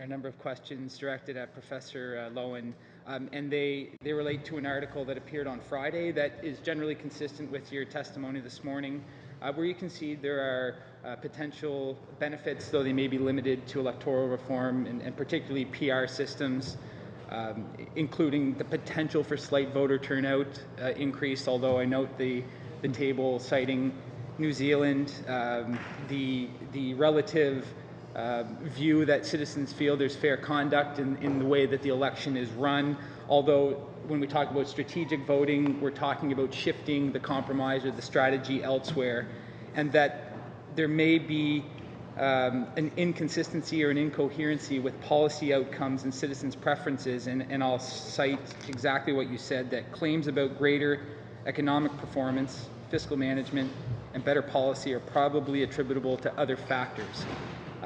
What are some of these factors that we should be mindful of, given that we've heard plenty of testimony that the electoral system is caught up in a larger system of parliament, style of governance, and political culture, as we present these options to Canadians? I just think the committee, it's a very good question, and thank you. I think the committee shouldn't be too hopeful that changing an electoral system is going to have a large number of effects, frankly, even positive or negative, on things like macroeconomic outcomes, on budget management. It just seems to me that these things are largely baked in, depending on a country's place in the global economy, depending on the nature of its resources, depending on the demographic dynamics of its population. So I think that when we look at studies that sort of extract cross-national differences and then attribute causality to the electoral system, I think we should view them with a fair amount of skepticism. And by the way, I could probably with some ease point you to some studies that would show that majoritarian countries have some better outcomes as well on some of these measures. I just think for the most part, those things are pretty far down the chain, and they're probably not affected by electoral systems too much. But the things that will be affected in a beneficial way by changing the electoral system are a little bit more voter turnout, probably, as you say, a better sense of fairness with the election outcome. So those are goods, right? We'll have more women in Parliament likely. Those are goods. But they trade off against other things. Do you see other factors contributing to increased women's representation in Parliament? I mean, is that something we should consider as well, like the political will to put women on the ballot to ensure that they have a chance to run? If this committee feels, and if members of Parliament feel more generally that it's important that we have an equal number of men and women not only running but winning seats, there are administrative changes you can take to that effect. You can do frankly what the NDP has done for a long time, which is to make very strong efforts to recruit women and to make sure that nomination races have strong, viable female candidates. You could change administrative law around election expenses, for example, to make it possible, to make it strongly incentivized for parties to run more women than men. We don't have to sort of change the electoral system and then hope that some strategic logic leads to these outcomes. We can pass laws to try to bring them in place now. Great. And Dr. Maskin, I noted in your testimony you steered away from talking about proportional rule and calling it a radical change. Can you talk to some of the aversions you have of perhaps the pursuit of proportional rule, given the time left? Well, here I think I share some of the concerns of Mr. Lowen. Proportional rule has worked very well in many countries around the world. But for Canada, it would represent a very substantial departure, a much bigger departure from the current system than the majoritarian systems, alternative voting and majority rule. In particular, proportional rule would presumably eliminate the current system of single-member electoral districts. Canadians are used to the idea that in their district they will be electing an MP. That would change under proportional rule. Also, the idea that of majority governments could well go by the wayside. There are many countries using proportional rule today which patch together coalitions to form governments. That's a much more likely outcome under proportional rule than under the majoritarian scheme. So, my own philosophy in these matters is, yes, make reforms when there are clear directions of improvement, but don't take a bigger step than is necessary to accomplish an improvement. Thank you. We'll start the second round with Ms. Sahota, please. I'm going to carry on from the discussion about coalition governments. We've had some witnesses say, coalition governments can be a great thing and we can achieve a lot out of coalition governments, and we have in the past, and great ideas have come out of that. But there's also been those that have suggested that coalition governments could also,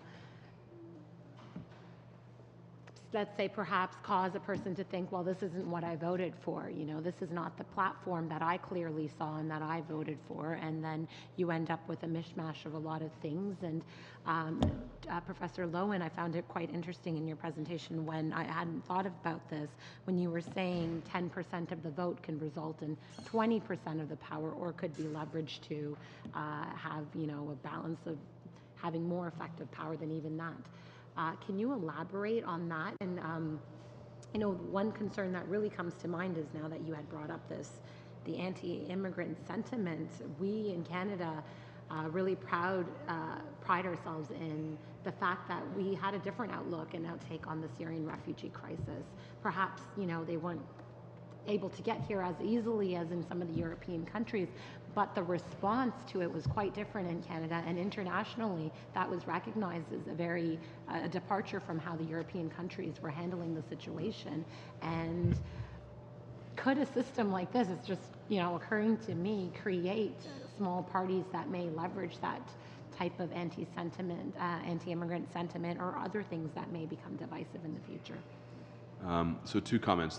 To start with your second observation, my only observation is that if you want to look across national evidence and take all the good things that are higher on average in PR countries, you should take the negative things as well. And it appears to me that you're more likely to have anti-legal immigration parties winning seats in PR systems in largely diverse countries than you are in majoritarian countries that have largely diverse populations. To your first point, I think that this is a normative question, and the question really is this. So you can imagine an array after the next election in which, New Zealand hasn't completely fragmented as a system. The 2 principal parties, Labour and National, are still winning 40% of the vote, thereabouts in each election. But imagine an arrangement in which one of our traditionally larger principal parties wins 45% of the vote, and they form a majority coalition with a party that wins 6% of the vote. They now hold a majority of the seats in the parliament in that coalition. So Gamson's law would tell you that the power that would go to that other party would be proportional to their contribution to the seat share. So why is it that a party that got 5% of the vote ought to have 10% of the power within the cabinet? Why is that more desirable than a party getting 100% of the power on 40% of the vote, or 100% of the power on 45% of the vote? That's a normative question. I mean, I think it's one the committee needs to explore, but the reality is that in PR systems, coalition governments are more common than in majoritarian systems. Coalition governments have some good that are attached to them, but they have some drawbacks, not least blurred accountability, behind-door compromises that occur after an election and between elections, not before elections. So these are normative trade-offs that have to be made, and the committee ought to consider them. But I've yet to hear a very convincing argument, and I'm open to being convinced about why a party that has a very small percentage of the vote should receive such an outsized share of cabinet power when they're in a coalition, and why that's desirable. Perhaps it's not, right? But I've yet to hear an argument as to why it is, and that's more likely to result in a PR system than in a majoritarian system. Do any of the other panelists have any input on coalition governments and how you feel about them? In terms of the balance of power. Well, first, I agree with Mr. Lowen that a small party that becomes part of a coalition will tend to have an outsized proportion of power by virtue of keeping that majority alive. But by the same token, small parties who are not part of the governments in proportional representation end up essentially with no power. And that can give rise to an incentive for strategic voting on the part of voters. Again, suppose I favor a small party which is not likely to be part of the majority. Well, if I vote for that small party, I'm essentially throwing away my vote. So proportional representation does encourage, in general, more voting for small parties than majoritarian system, but only small parties that are likely to be part of a coalition. Thank you. Mr. Reid. Mr. Chair, this time I'll be directing my questions to Professor Maskin. Professor, much of in fact, virtually all of the discussion that's gone on relating to your proposal has taken place in the context of American politics, and one obvious difference that occurs to me between American and Canadian politics is that you have the primary system, and so there's been discussions about would your system have had the effect of changing the Republican primary process, one of the discussions I'm sure you've seen. It strikes me that this difference, the primary system, is pretty significant. It seems to me that effectively what it's done in the United States is it's created effectively two parallel systems that are roughly equivalent to the French presidential runoff. Essentially, you have two runoffs occurring at the same time, or if you like, the runoff is in reverse, if you wish. So some of the analysis as a result is not easily transformable to the Canadian or transferable to the Canadian system.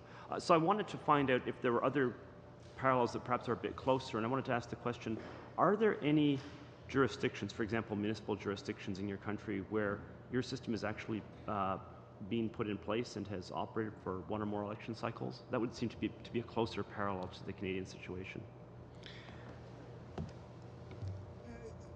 Majority rule, as I've defined it, is not currently used in cities. Largely, I think, for historical reasons.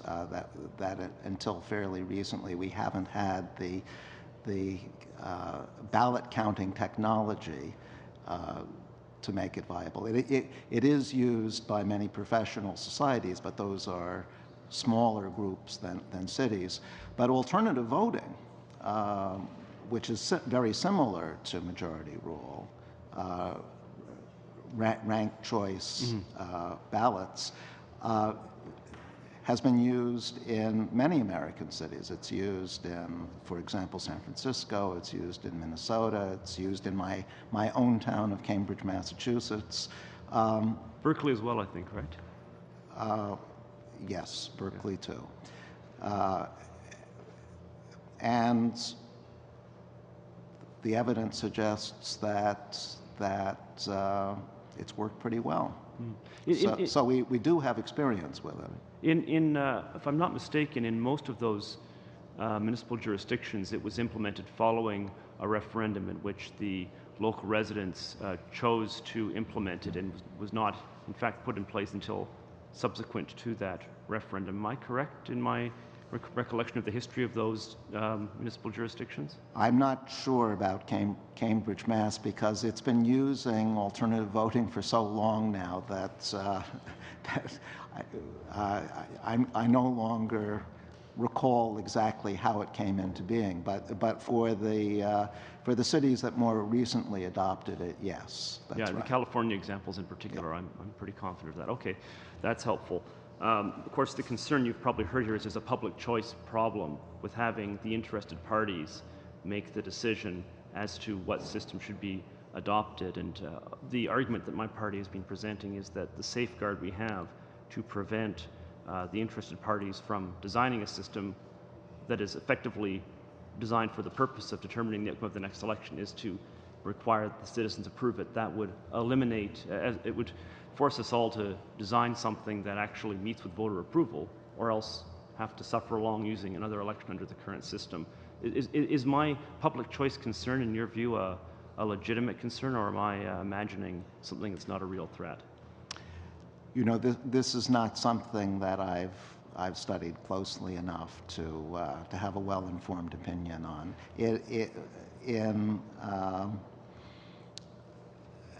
At the national level in the U.S., state legislatures are empowered with the right to change the electoral system. So at least at the national level, we don't throw things open to a referendum when reforming the electoral system. At the municipal level, I don't think I'd be wrong in saying that is a highly imperfect way of doing things based on some of the congressional district boundaries I've seen. Oh yes, I'm not proposing that it's the right way of doing things, but it's the mandated way of doing things. Right. Yes. Right. Thank you very much, Professor. Yeah. Okay. Perfect. Right on the button, Monsieur Boulris. Oui, merci beaucoup. Mr. Boulris. Thank you, Mr. Chairman. I will address my question to Professor Maskin, but if you don't mind, I'll just have a minute or two of a preamble. The Liberal government, or the Liberal Party during the last election, said that 2015 would be the last first-past-the-post election, which is the system we've been using for the last 149 years. And this committee has the mandate to explore the various options before us. Mr. Lippert explained from the beginning the two major possibilities, the majority or proportional or consensual. group of ideas. Today you're talking to us about the alternative vote, which is part of the same family as the current voting method that we want to get rid of, according to the Liberal promises, because it creates distortions and false majorities. I think that alternative voting method you're proposing is another way of creating a majority that is problematic for people like us who wish to have a parliament that truly represents the choices and voices of citizens. In Western democracies, we can compare that only to Australia. We can see that in Australia, it has created very powerful bipartisanship, which squashes citizens' voices who are not voting for those major parties. Let me give you the example of the 4 last elections in Australia. You've got the National Coalition, you've got the Labour Party, which together in 2016, those 2 parties obtained 97% of MPs. In 2013, it was 97% of the MPs. In 2010, they got 96% of the seats, and in 2007, 99% together. So we've got a distortion of 15 to 20% of citizens' voices and wishes. If you look here in Canada, let's say someone has the Green Party as a first choice, knowing that they probably won't get that, say, well, let's choose NDP as a second choice, Liberal third place, and then Conservative in 4th position, because that's the party that I want to avoid at all costs. There is good chances that they will end up with a Liberal MP that was neither the first nor the second choice for that person. Let's say you want to buy a car. You go to the dealership. Your first choice is an electric car. Great idea, but it's not possible.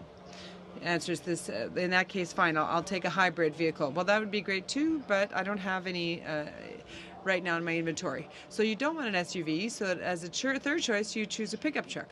But that's not what you came for. You don't want a pickup truck. Why should an elector end up with a pickup truck when that's not what they want?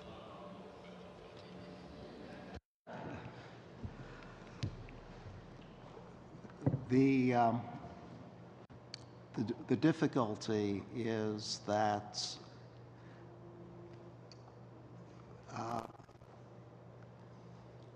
in government, when the electorate is not homogeneous, and yet a decision has to be made,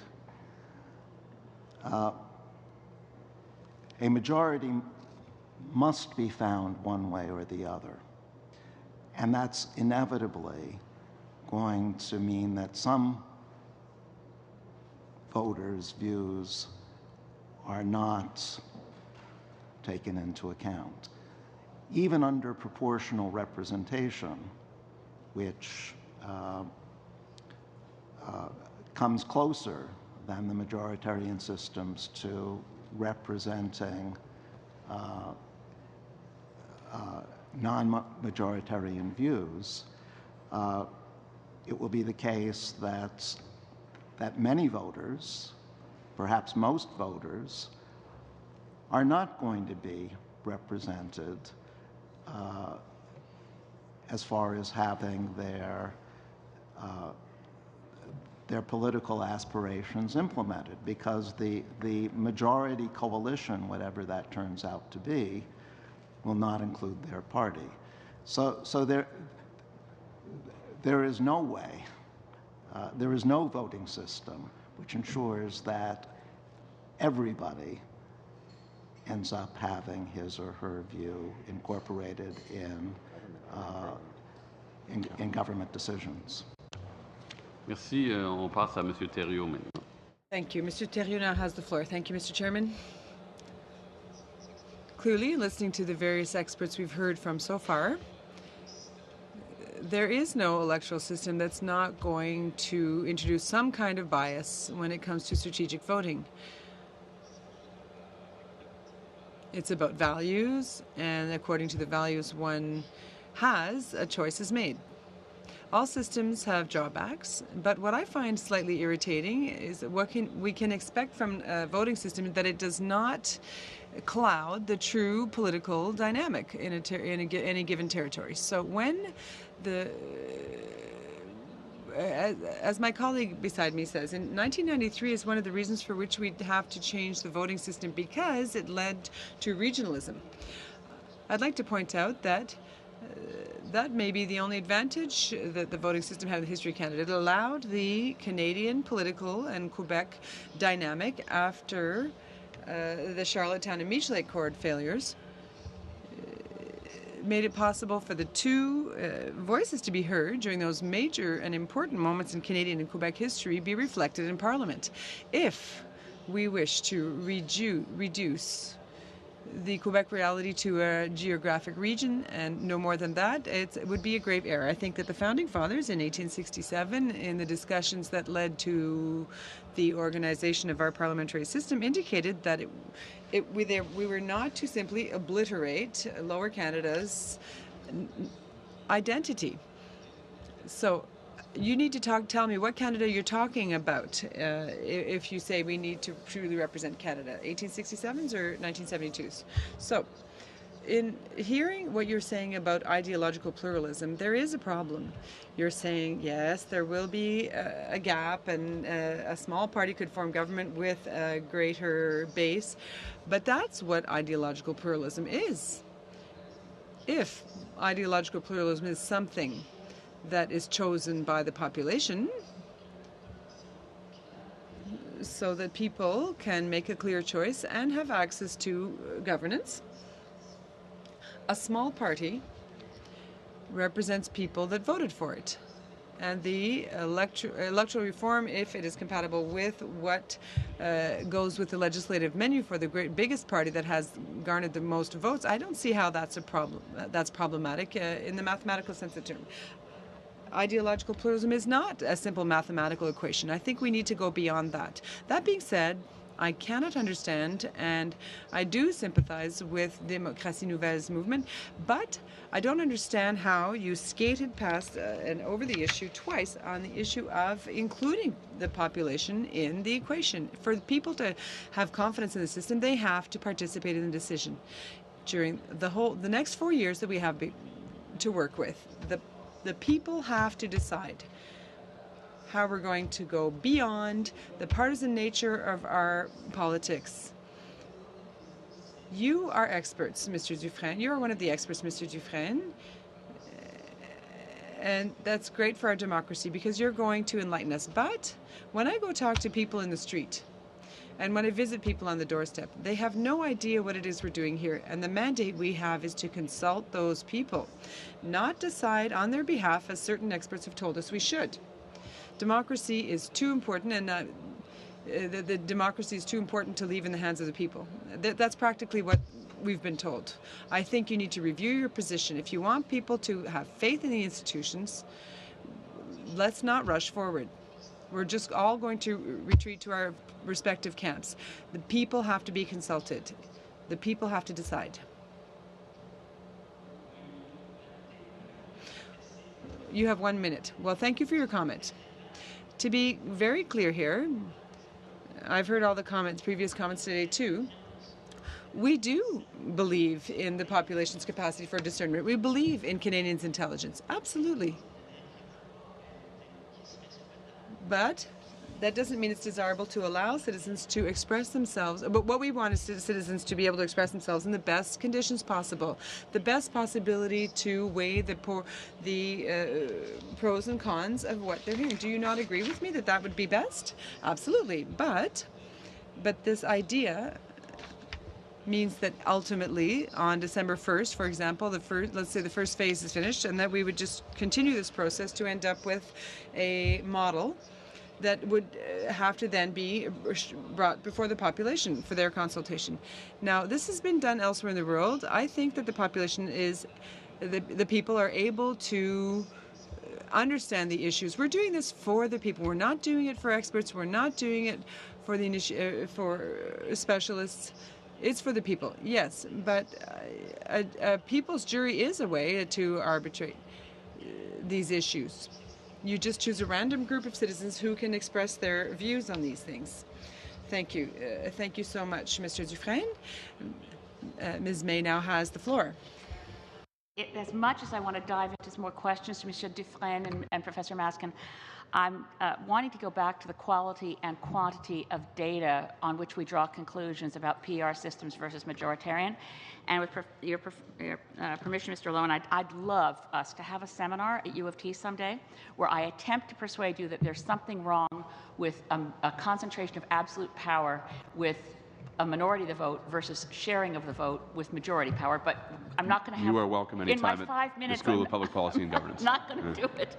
So I wanted to make sure, first of all, the confusion, I apologize, in the last round I had, when you referred to 10 pages, what apparently happened is with the font changes, we have 6.5 pages. It is, in fact, the fact that I have in front of me everything you've submitted thus far. Thank you. And I am wanting to know whether you ran analyses of the 15 countries you looked at over more than one election. Is there more data in your background material? No, there's nothing in either the case of that table which I compiled for you or the New Zealand case. There's no test that I've excluded in this case. So I just wrote down on a piece of paper before I did my testimony what tests I would do. And then I did them. Now, and when you referred to one book, you did not identify it, but I presume from the inferences that this was Professor Liebhardt's Patterns of Democracy. So would you agree with me as an academic that that one book was in fact a 36-country study with electoral results for every election since the end of World War II?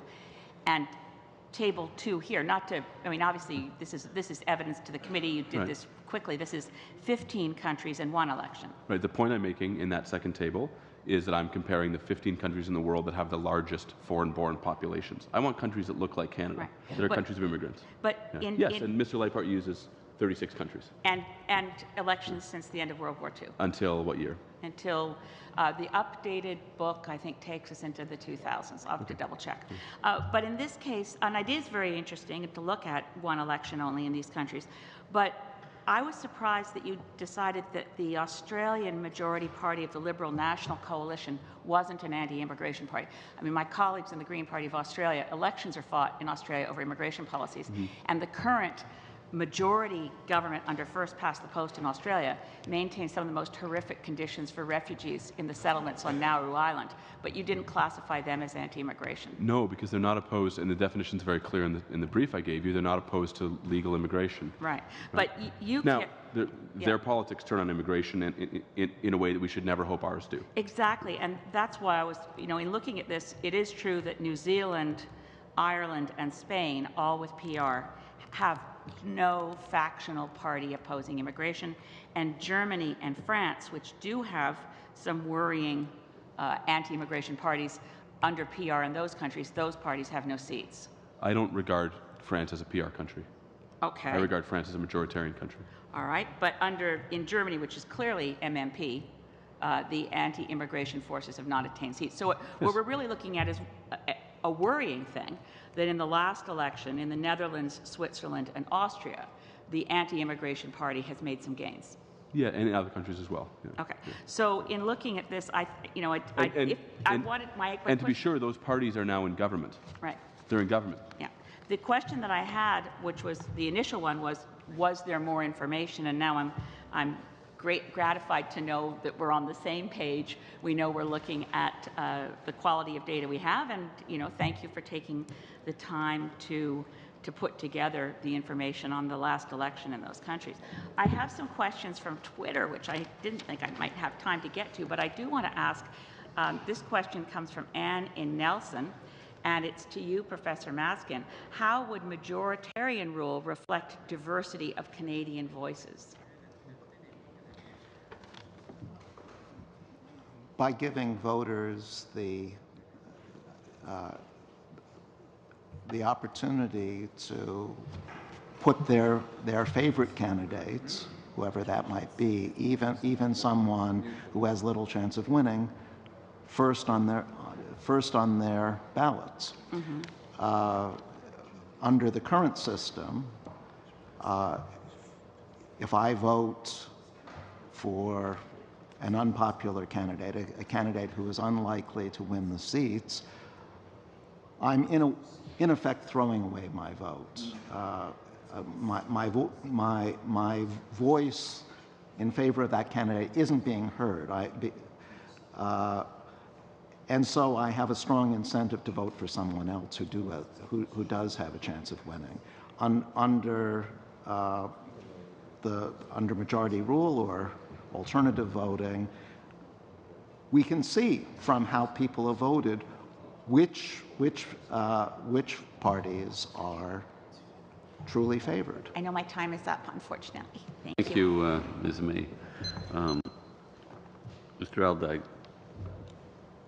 Professor Maskin, I've gone through your written submission a couple of times, and something that I'm not seeing, and it may be a subtle difference, is simply the difference between what you call your majority rule versus alternative voting. You note that majority rule deals with 5 of the 5 problems. Alternative vote only deals with 4 of the 5, and I'm trying to figure out, how nuanced the differences are. Is it a mathematical calculation? And ultimately, what I'd like to hear from you is how important is the shift overall from the first past the post system we currently have to something else within a majoritarian system, as opposed to making a dramatic shift into something like a proportional representation. So if you could kind of 3 pieces there, what are the difference between? Let's take your first question first. The difference between alternative voting, which is sometimes called instant runoff voting, and what I was talking about, majority rule. And I think the easiest way to see the difference is using the example which is on the screen, which I've been looking at. As I showed you in that example, candidate B is the majority winner because B beats A by a majority, and B also defeats C by a majority. But suppose we used alternative voting, instant runoff voting. Then we look only at first place votes. So 40% vote for A, 35% vote for C, 25% vote for B. Notice that B, who is actually the true majority winner, is eliminated under alternative voting, because under alternative voting you eliminate, if no candidate gets a majority of first place votes, you eliminate the candidate who has the fewest first place votes. That's B. So this example encapsulates the difference between majority rule and alternative voting. And so I think where it leads me is that there are a number of options, kind of permutations within systems, and is the point that you're making that there are enough flaws within the current system that we should look at something, but not go so far as to invent a completely new system, such as a proportional system? Well, proportional representation is not an entirely new system. It's used widely around the world and very successful. But it would be a much bigger change than moving to alternative voting or majority rule. Alternative voting, in this example, doesn't work very well because it eliminates the majority winner. But by and large, it's a much better system for capturing the majority will than first past the post. And so I think either alternative voting or majority rule or some other similar variant where voters have the opportunity to express themselves in using a ranking rather than just voting for a single candidate, all of those would be considerable improvements over the current system, first past the post. Thanks. Still good? Okay. The other question I wanted to ask you, Professor Maskin, is about legitimacy of process. And I don't know how familiar you are with the process that we've designed with various consultations and a national road tour and online consultations that are open for an extended period of time. We've heard about the thoughts on referendum and that's one way of lending legitimacy. From what you've seen of our process, somebody looking in from outside, are there thoughts on things that we're doing that will contribute to legitimacy of this process and things that you would like to see us add to it or refine to get there? You know, I don't feel, as an outsider, that I'm sufficiently expert on that question. I was asked about whether a referendum would be necessary to make this legitimate. I don't have a well-informed view on that point. I would have to know more about the details I just wanted of to give you the politics in opportunity Canada. if you had something beyond referendum, but that's fine. Thank you. Okay, good. Mr. Richards. Thank you. Professor Maskin, I'll start with you with a couple of questions. Essentially what I see this majority rule that you have up here is really just if I'm not mistaken, it's a different way of counting a ranked ballot. Essentially, is what I see there, so I've never seen it before, and I've never heard it discussed before. So I'm curious, about it. And I think one of the things that comes to mind for me, and maybe I'm mistaken, but I could imagine a scenario where you wouldn't actually be able to determine a winner. There wouldn't be one candidate that would beat all the other candidates in the various head-to-head counting mechanisms, especially where you've got maybe 7 or 8 candidates. What happens, or what is the method to determine a winner in that scenario where you don't have one that's beaten each of the other candidates in the head-to-head competitions? It is, so you're right. There is a possibility that no candidate will emerge as the true majority winner, in the sense that that candidate beats each other candidate by a majority. This was a possibility recognized by the creator of majority rule, the Marquis de Condorcet, who was an 18th century philosopher, political theorist, who proposed majority rule, but noted that it didn't always produce a majority winner. If that should happen, then there would have to be a tie-breaking mechanism. One way to break the tie, perhaps the simplest way, is then to apply first past the post. You wouldn't have to have voters re-vote. You already have their ballots. You would just take the first past the post winner. There are other tie-breaking methods that could be used as well. The point I'd like to make, though, is that from what I understand of the Canadian situation, the possibility of not having a majority winner is quite remote. That, practically speaking, I believe you would almost always have a true majority winner emerge in each seat. And are you aware of any, like you obviously mentioned a number of municipal examples in one of your previous opportunities. Are you aware of anywhere where this is used for national elections? Where majority rule is used, or majority rule has not yet been used in national elections. Of course, alternative voting has. Sure. Yeah. No, but that was majority rule specifically. Right. Okay, I was pretty certain I was right, but I knew you'd know. So, as I was suggesting before, I think an important reason why, until fairly recently, majority rule rather than alternative voting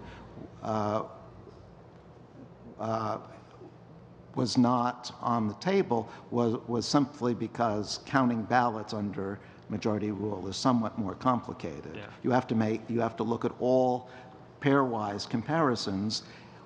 With modern computers, that's not a problem, but before modern computers were around, it certainly was. Yeah, that was certainly one of my questions, because I could certainly see it would take a longer period of time to count ballots. But the other one I wanted to address was, you've mentioned strategic voting and how you see this as a potential solution. And we've heard from a number of people that have come before the committee, and I would agree with them that I don't think there's any system that really eliminates the idea of strategic voting. And I just wanted to sort of put my thoughts on, I think that strategic voting and strategic acting, and whether it be candidates like you've mentioned that would act strategically based on the choices ahead of them.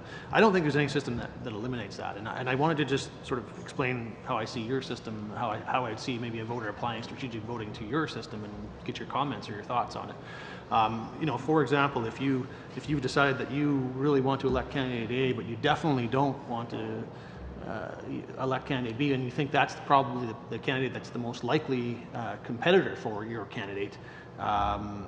Actually, pardon me, I should take out the you definitely don't want to elect candidate B. Maybe candidate B might be actually your second choice, but you know that they're the candidate for, or the competitor for your candidate that's your first choice, which is A.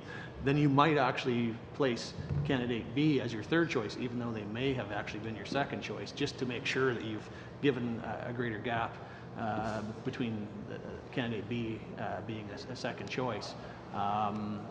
Would that not be a strategic voting scenario for your type of a system? It would not, because under majority voting, the gap between two candidates is irrelevant. If you rank A over B, that's the only datum that matters, and the size of the gap is not taken into account. So under your system, it wouldn't. I guess it would with other types of counting methods for an alternative vote, but. Yes, for alternative voting, that kind of consideration is important because it might determine which candidate gets eliminated first. But for majority rule, so let me step back. You're right that theoretically there is no voting method which is always immune from strategic voting. In fact, there's a mathematical theorem to that effect. However, majority rule. It can also be shown mathematically majority rule is less immune to strategic voting than the others. Thanks very much. Ms. Romanello. Thanks. Thank you, and I just want to comment on something that was brought forward earlier in terms of women in politics. I just want to highlight that this side of the table has gender parity on this committee. Anyway, that being said, I wanted to talk a little bit about the other guiding principles that we haven't really talked about today. Engagement in the democratic process, accessibility and inclusiveness, integrity, local representation. We've talked a lot about the actual voting system that would address some distortion. So I'd like to have your recommendations on how we can address some of those other things. Professor Lowen, you had mentioned there are other tactics that we can be taking. I know you've talked a little bit about mandatory voting. If you could elaborate, you could start, and I'll go back to our other colleagues. Well, I don't want to speak to the normative merits of mandatory voting. I'll only tell you that I think the empirics are relatively clear. It increases voter turnout, and it's not clear that there's a commensurate increase in voter knowledge as a result of being compelled to vote or engagement in other parts of civil life, though I think the empirics in that aren't super clear. There's a remarkable story in Canada, I'll just say, which is that over the last 15 years now, Parliament has made real efforts to make voting more accessible by increasing advance days, by being strategic about by being strategic is a wrong word, by being shrewd about where advanced polling places were put. And I think that's been an important effect, and I think it's actually put a floor on how low turnout was going to go over the election since 2000. I think all those things are laudable. And I think there's any number of smaller things you could explore that would increase the quality of our democratic experience. The final thing I'll say is that I think a lot of those criteria are well put. I think they're things that are worth considering, but I don't think most of them are going to help you decide between electoral systems. We're going to have ballot integrity no matter what we use, right? We're going to have accessibility to our polling stations no matter what system we're using. So any arguments that people that try to leverage one of those points for one system over another, I think are probably specious. So those are good. I mean, those are good principles, but I don't think they help you make the big decision that's before you. What about online voting? I think that the evidence is unclear to me that it increases turnout very much. That's partly because of the way the evidence gets presented in some ways. I quite like, for what it's worth, maybe my own opinion is not worth something, but I quite like strolling down to my polling place and standing in line with other Canadians, and I think there's something to be said for that. That said, that's a pretty small good. So if we can increase turnout by securely increasing online voting, then maybe we should pursue it. But the only qualification on that is that you can't easily get back people's sense that there's integrity in the electoral system. We have a pretty foolproof system right now for counting votes, for making sure that it's secure. You could imagine one election where things went a bit pear-shaped with online voting, and the kind of invitation to have distrust in the system and the invitation for political actors to appeal to that may not be worth the risk. So that's one of those things where I think on balance, it's not clear to me that it's a solution that doesn't invite more potential problems. Okay. Professeur Dufresne, avez-vous des commentaires? Do you have anything else to say, Mr. Dufresne? I'm not a professor, sadly, but with regard to your question, my organization does not have a firm position when it comes to mandatory voting or online voting. My personal position is probably not too relevant for the committee. But I would like to come back to the fact that there are various studies on what has been done internationally. And with regard to proportional voting, the negative effects are generally rather marginal. There isn't much data to show that there are large negative effects. Of course, it varies from one study to the next, but it's a fairly small amount of variation between studies. And there are some negative effects, but they're also quite small. So what we're saying is that the risk of putting into place an alternative voting system is not a major risk.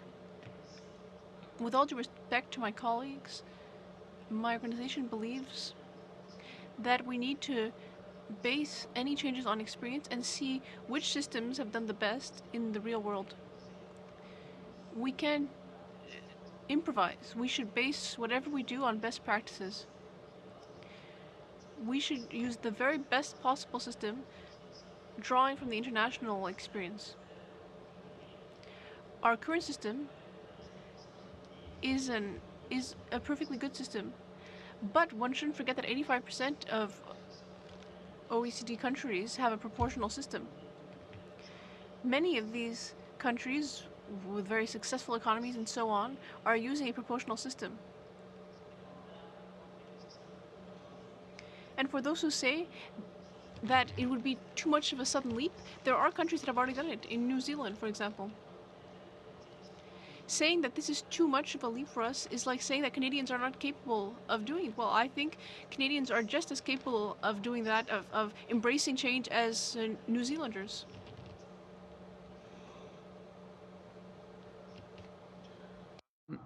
To Mr. Maskin, the equation is simple. Power rests in the people. They transfer their power in nominal ways through their vote to elected representatives. You said there's no system that allows everybody to have a seat at the government table, and I don't think that's necessarily the point, is it? Is it not the point that everybody has their vote reflected in Parliament under our system? And right now, in the last election, if you looked at it, 9 million votes that Canadians went out and cast at their polling stations are not reflected in our Parliament under the current system. Is that a fair statement? I think that's a fair statement. So no more is that true under your system or the version of it proposed by the Prime Minister, in that, again, how satisfied am I meant to be if my first choice is not reflected in Parliament, my second choice is not reflected in Parliament, but I should be content that my third choice is nominally reflected in Parliament? I'm not sure I'm leaving the experience feeling all that more content, no more than the person trying to buy a hybrid ending up with a pickup truck. I did get a car, but I didn't get what I wanted. And I did get to vote, and my vote was partially reflected, but not the vote that I wanted to be reflected, not the policies that I wanted, not the representation that I wanted. Why is it so radical, as a term you used earlier, to suggest that voters should get the vote that they want? Well, at the risk of repeating myself, let me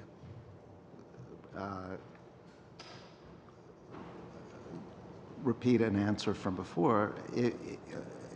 Under proportional representation, you may get precisely the MP or the party you most prefer, but that party may have no power. Oh, Right, but they're still reflected in our legislature, which is a form yes, of... they're in the legislature without power. Oh, I would argue that some of the greatest things that have come about in our legislatures have not originated with those who happened to win government at the time, as is healthy. I wanted to go to Professor Lowen for a second. The stability question, I heard this from a Liberal colleague. We've gone through the numbers, in the OECD at least, in developed countries in the world, that there's virtually no difference since the Second World War in the number of elections that have been held between proportional systems and majoritarian winner-take-all systems. That's not the relevant metric, or that's not the only metric that matters. It's not the only metric, but in terms of stability of voters being because it's suggested that if we go to a proportional system, we're going to have to vote again and again and again, and governments will fall all the time. In terms of the voter experience, cast a ballot for a set of policies that I hope for. Some of them end up in opposition, some of them end up in government. We go on. There is no great instability in terms of the voters' experience in having to go to the polls over and over again. In fact, it's slightly more stable, if on that metric, under proportional systems in the developed world's experience, according to the OECD, which I trust. Sure. My claim is not that there are more elections under PR. I've never said anything to the sort. My claim is that there are more changes in government. Because because there are more, because there are more... I was agreeing with you. It's weird to get interrupted. Isn't that nice? Yeah. Because there are frequent negotiations. Now, it's not like you're changing governments every 6 months, but there are more frequent negotiations. And the result of this is the following, is that you are more likely, you can have changed government essentially in 3 ways. You can have an election that changes the composition of the parliament or government reforms. You can change a leader at the head of a coalition. You can change the parties that comprise a coalition. Those, especially that third type of government change, is one in which you inevitably get more distortion between what voters actually voted for and what policies result, because you end up having policy bargains that haven't been the discussion in an election, but instead are the backroom negotiations between parties to try to cobble together another government. Now, all I'm saying is that is the empirical regularity. Sure. Now, whether you think that's normally desirable, again, I'm open to it, but that doesn't suggest to me a system of stability. It suggests a system of constant bargaining. But you would not suggest that the previous government we just had was not internally a coalition of sorts, or the Mulroney government of the past was a coalition of nominal federalists in Quebec who turned out not to be so federalist in the end. The idea that somehow the open negotiation between parties, in that we seek to form a coalition with X, is somehow worse than the real behind-the-scenes coalitions that happen within the 2 large parties in Canada since Confederation. I guess my question is for the voter, who's simply looking to have policies promulgated that they wish for, to have that choice and to see that choice then represented as a voice in Parliament, that proportional systems seek to do. I wondered if you could help us with Professor Maskin's comment earlier that proportional systems don't allow a link between voters and direct representation. Under pure proportional, that is maybe the case, but no one's suggested that. I think the trouble, Mr. Cullen, is that you're conflating 2 things. You're conflating the composition of Parliament and then the composition of government and the policy that results. It is true that if we have a PR system, we'll have a composition of Parliament which more accurately reflects the party preferences of voters. And that's a normatively good thing. Right? Now, I take no issue with it at all. The second, whether it's the principal good, is another issue. But then governments are formed, and the point is that governments then become, they can be a single-party government, as is now the norm in New Zealand. By the way, New Zealand changes to MMP, and now a single party typically rules. They don't even have supply motion supporting them anymore, so that's worth noting. Or it could be a coalition. The point is that the policy output is something else entirely, and that's a debate in the academic literature on which I think the evidence is actually relatively muddled about whether the policy that comes out of government is closer to the preferences of voters under PR or a first past post. And the principal reason is, in majoritarian countries, single parties can move to the policy median swiftly, and they're not able to when they're bound up by coalition agreements. Our experience in this country has been that in those minority governments, we've produced some of our best, most progressive and enduring legislation. Mr. Cullen, we're at 6.5 minutes. I let it go because it was really fascinating, and I thought it was very enlightening for the committee and its report. But we'll go to Mr. Reyes now, please. Merci, Monsieur Dufresne. Thank you. Mr. Dufresne, you often visit New Zealand.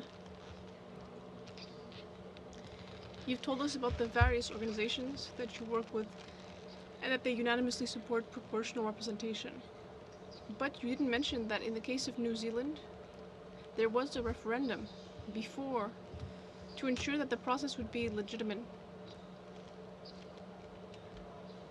Is that indeed the case? Yes. You said earlier that we should test out a new system and then ask the population what they think about it after 2 or 3 elections. Is that what you're saying?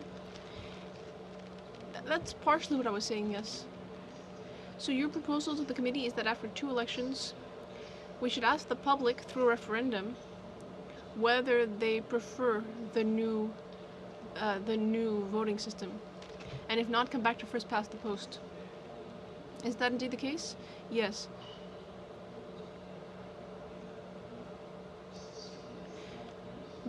What would convince our committee to agree with your arguments when we have also heard from experts who bring forth strong arguments that state that each system has its own flaws, and that we should start by asking the public what Canadians think before moving forward? Yes, you're right. We need to get the public's feelings on the question.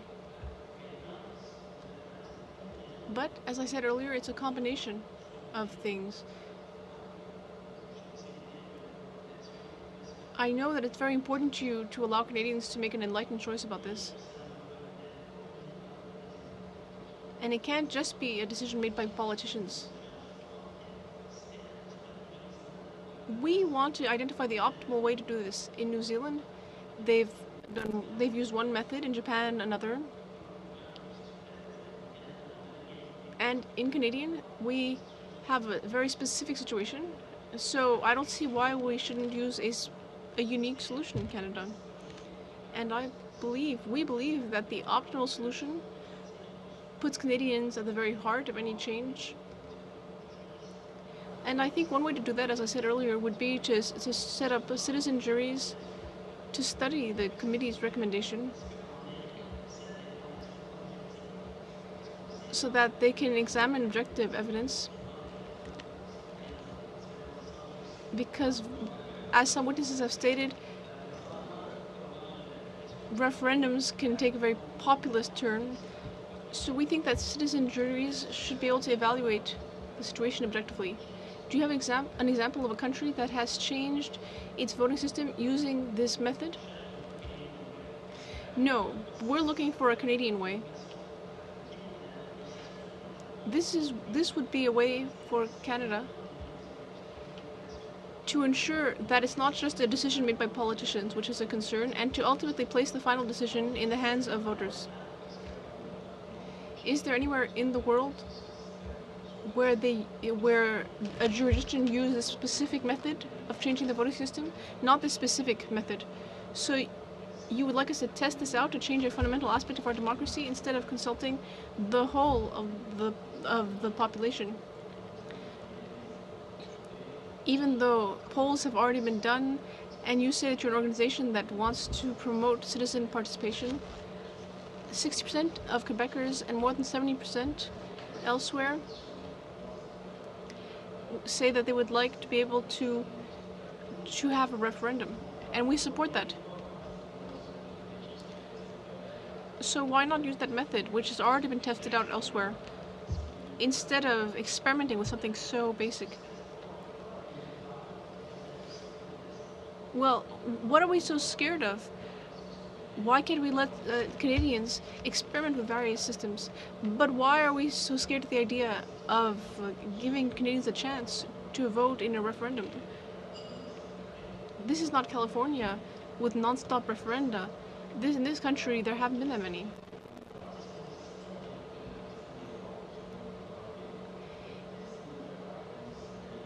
If you really feel like your system is such a good idea, what is so scary about the idea of asking Canadians?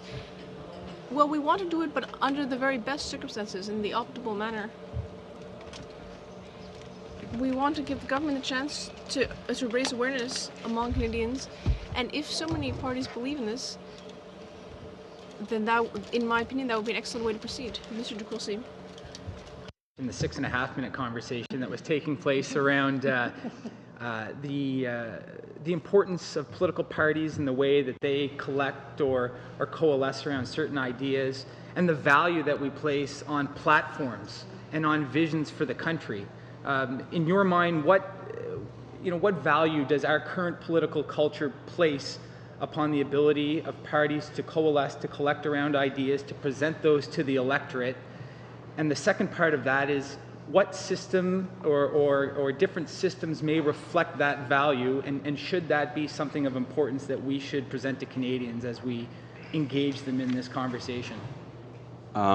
It's a very good question. My sense is that, what keeps every country going is different, and so it doesn't help always look at other countries. When we look at Canada in particular, what I see is that parties which have aspired to power have been forced to reconcile themselves to the fact that we're a large, diverse, complicated country. They've had to often put some water in their wine and figure out, from a programmatic perspective, how they present a platform to Canadians that speaks to often competing interests in different places. That's very difficult, and I think we've seen parties blow up as a result of being unable to deal with those coalitional demands in some sense, or those brokerage demands. But I think that it is a method which has plainly worked in our country, and that we are an improbable country that has continued to have an uninterrupted turn of elections since 1867. And by the way, there are other countries in the world that we esteem as democracies which are regularly revisiting their electoral institutions because they couldn't find a formula that worked. Right? So France has been through, now it's on to its fifth broadly constituted constitutional system as a democracy because it couldn't make the other four work. The fact that we've been able to, in a complicated country, suggests to me that we've done something right. I think our parties have played a role in that. I think our electoral system has played a special role in that. And that's generally why I'm a bit reluctant that we would recommend change. Just by the way, it's exactly the same reason that I wouldn't go to Germans and say, I really think you ought to change your MMP system to first past the post. Because I think MMP works in Germany. And I think it works for their unique political circumstances. I think that's fair enough comment. I am citing an article that you opined on in April around the differences between that coalition or that consensus building taking place to develop a platform versus the coalescing and the collecting of ideas taking place behind doors. And you talk about different systems valuing one set of coalition versus the other, and perhaps either status quo, AV, or STV, forcing political parties and political actors to work together out in front of people before the platform is set, versus an MMP or a pure PR system forcing the backroom negotiation to take place. Do you think there are modifications that we can make that will help enhance the consensus building, help enhance finding common ground with Canadians and on behalf of Canadians that we should consider? Well, the degree to which you find common ground is a normative question. Parties divide people, they always have, and there is a model in which we say we want a democracy in which a smallish number of parties compete for power on relatively clear platforms and with a leader at the head. They are then put into Parliament and they're given often extraordinary power to implement those policies, and then those policies are judged by the voters. Mr. Cullen is certainly right, for example, that we've had good policy, even bold policy under minority governments, but we've also had majority governments which have been able to move to the centre and have been able to take on pretty bold policies, knowing that they would have enough time to then put them before the electors. So I think about Mr. Mulroney, the HST, free trade, which he put before the electors. I think about Mr. Chrétien's deficit-cutting policies through the 90s, which required political courage, certainly. Pardon me? Excuse me. So my sense is that we can look at minority situations where we've had good government. We can look at majority situations where we've had good government. We don't have a lack of political courage or change in this country. In fact, our parties have often almost drastically changed direction. That's another thing that you have to decide whether it's normatively good or not. What's clear in all of this is that we've created a system that has incentives for parties to build broad coalitions before elections. And by my reading, it's held together a country that's relatively improbable. Thank you. Well, this has been extremely insightful. We've had some new ideas and some good debate around new and existing ideas. I have one question. I don't take this opportunity very often, but I have one question for Dr. Maskin, and it wasn't the principal point of your presentation. I understand that, but it's been working on my mind these last 2 hours. You said under the current system of first past the post, some candidates, some people are discouraged or feel discouraged from running because they don't want to split the vote. I can see that readily in a U.S. primary system in the case of intra-party competition, where someone says, look, I'm not going to run to become presidential nominee because, you know, I don't want to split the vote, and then the front runner who's acceptable to me doesn't get in. But I see that more as an issue of party power brokers, you know, applying pressure on that candidate, and that candidate who has a stake, who has a personal interest in being on the right, you know, the correct side of that party for long-term reasons, whatever. I can see that where the operating principle is sort of Sam Rayburn's famous saying, to get along, you know, go along.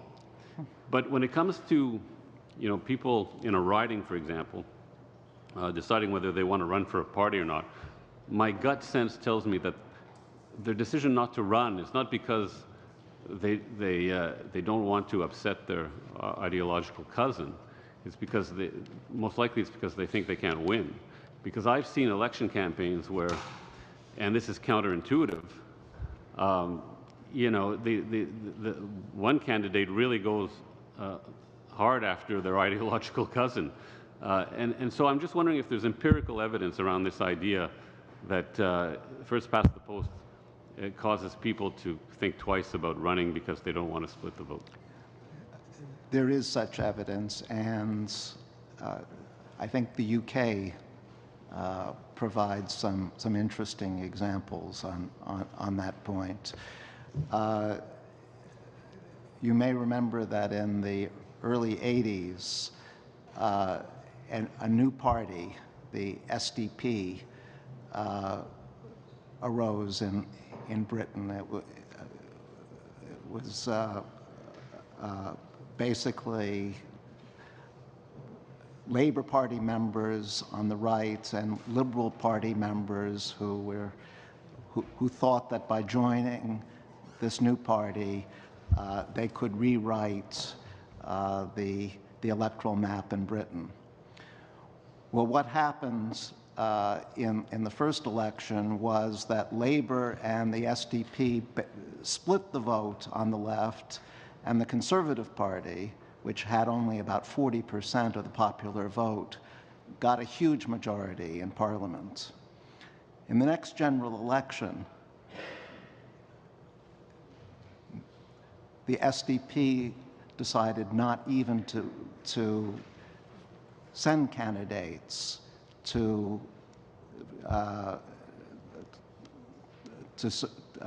certain electoral districts, constituencies, precisely because they were worried that the same thing would happen again. So in Britain, there have been many examples. I take your example. I take your example, but again, we're talking. It seems to me we're talking at the power broker level. I'm thinking. I can see that where two parties, whether it be the Conservatives and the Reform Party, decide that's enough of vote splitting. But it has the effect of reducing the set of political options for voters, and also the set of political ideas that are out there. So it may arise out of power broking, but it has a muting effect on. But what I'm saying, I guess, is at the individual riding level, where there's no decision by the top brass in any party to not run candidates, that somebody, I have. It's not clear to me yet that somebody would say, I'm not running for the Green Party because I don't want, I want to make sure the NDP wins, if that's the scenario. I don't know if that's the case, but I take your point. At the higher levels, strategic decisions are made, not to split the vote. But thank you for your fascinating testimony. You've brought a lot of original thinking to this committee. All of you have. Merci beaucoup. J'aimerais faire un rappel. Thanks to everyone, and I would like to remind the committee members that we will be meeting again this afternoon at 2 o'clock, but not in this room. We'll be meeting in the Wellington Building, room 110. Thank you. Thanks, everyone.